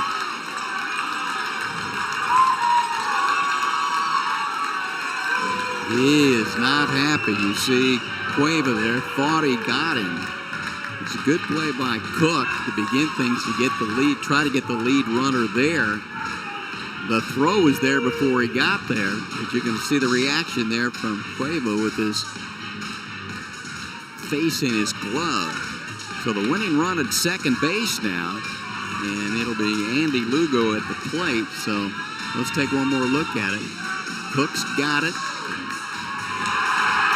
Yeah, he was off. Oh, no, I think he got it. He may have gotten the bag with his back toe, and I think Chad Comer just got tossed out of here. Guys, can you rewind that and let us see that one more time? Because initially I thought he missed it, but I think that he dragged that back foot and got the back of the bag with his toe. Watch this. As we slow it down, he's not on the bag here, but right there, he got the bag. Now, the only question would be, did Alcantara get in on the slide ahead? And the answer is no, he's out. He is out. That's a bag call by Arredondo. You got to wait for Chad Comer now, and he's got to walk past the Drive dugout and head to the clubhouse. Of course, where Arredondo was, he can't see, and this is, again, two umpires. Two umpires, He yep. can't see if that back toe touches the bag. We were able to slow it down with that view from the third base camera. He had to make the call in real time from the first base side of the mound, or first base side of the infield. So, but Chad Comer, as it turns out, had an argument. Well, the bottom line is the Drive tied at 11 here in the 11th. Nobody down, and runners on first and second now. Pitching coach will head back out to St. Clair. Try to settle some things down right now. And I mean, the way things are going, you never know here. So they have scored that an error on the second baseman Cook. I don't know how you can do that, but that's how it's gone into the books. So each team, Tom, with 4 errors tonight. Now the bottom line is Brannon started at second. A block got him to third. RBI base hit by Alcantara. Then the ground ball by Reamer and the throw to second base and called safe. And then the ejection of Chad Comer, the manager of the Spartanburgers. And that's where we are. First and second down. Andy Lugo hits a 2-run home run in the 6th. 3 strikeouts and a ground out to short. Other than that here tonight for Lugo, He's been a big situation before and come through clutch. Takes this one upstairs as that Susak, the sixth pitcher of the night. And if you weren't with us a moment ago, maybe joining us late, if it goes to the 12, it looks like the drive will have to go to a position player to pitch. And here comes the pitch, and it's a called strike, 92-mile-an-hour fastball. 1 ball, 1 strike. The infield not back, but shortstop is a couple strides back from that straight line between second and third. Big swing and a miss on a breaking ball that ends up in the left-hand batter's box. So this situation again, we saw Blaze had an opportunity, struck out, and you're in a situation where you need to get bat on ball here and move those runners along. Nobody down here. 1 ball, 2 strikes. Susak's pitch, and he hits a high bounding ball to the third baseman. Second one, and will not relay to first. Coming down there hard, straight to the bag. Nice job from that standpoint, but I thought maybe Figueroa might go to third and run over there and get the force out, but he didn't do that. Went to second, maybe tried to turn 2, and now first and third with 1 down. So got the ball in play on a 1-2 pitch, and we go back to the top of the order for Yeferi Rodriguez with 1 down, tied at 11 to the 11th. Runners on first and third for the drive. Susak delivers the pitch, and it's inside for ball 1. And it's interesting, they're playing the infield back at double play depth with the winning run at third and Lugo at first. And yeah, they're going to go ahead and walk Rodriguez intentionally here to set up a force at any base. And in Zanatello, who's coming up, you've got a guy who is susceptible to the strikeout. That's a good decision, I think, there. The Chad Comer guy. Well, he had a chance to win it in the 9th and popped out. Let's see what he can do in the 11th. 1 down, bases loaded, tied at 11. And the first pitch settles in there for a strike. And what's been a heck of a ball game here tonight from Fluor Field to the West End. Drive won the first 2, 4-3 and 9-6, and had a 9-2 lead into the 9th in this one. Outside for a ball. Spartanburgers got 7 runs on 6 hits in the 9th inning, and there have been opportunities by both teams here in extra frames to maybe widen that a little bit. We've seen some miscues, seen some clutch plays, and a 1-1 count, 1 out, bases loaded. Susak from the windup, and a fastball up, 94, a swing and a miss. And he's out of the count, 1 ball and 2 strikes. Nellie Taylor Jr. is on deck as the drama continues to build here from Fluor Field at the West End. That's why you got to love this game. You never know how it's going to play out. From the windup, the 1-2 pitch, just off the plate. Wow. Man, oh man, that's a tough one to take with 2 strikes. Could have even counted 2 balls with 2 strikes now. Runners lead away. First, second, and third. 2 balls, 2 strikes. Here comes the pitch from Susak. And low and inside, and it goes full at 3 balls and 2 strikes. So he's got to come to him. Winning runners on third with 1 down.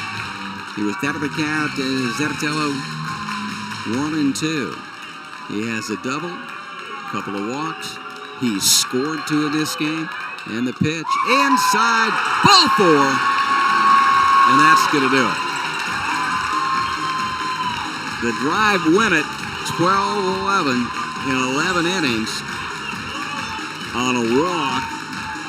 And it's on Zanatello, and he'll pick up that run batted in. And what was a wild, wild game here tonight. The Spartanburgers were down 9-2 and got 7 runs in the 9th inning on 6 hits after they got 2 runs on 2 hits and had been hitless from 3 through 8. But the drive able to get it done and come back and win the ball game by the score of 12-11. And for those of you who hung with us on Palmetto Sports and Entertainment Network, thank you for doing so. We will say goodbye to you and let you know that the Drive are now 17-19 on the season, as is Hub City. And the Drive pulled it within 3 games of first place Rome. 12-11 the final in 11 innings. We'll be back with everybody else to wrap it up in just a moment.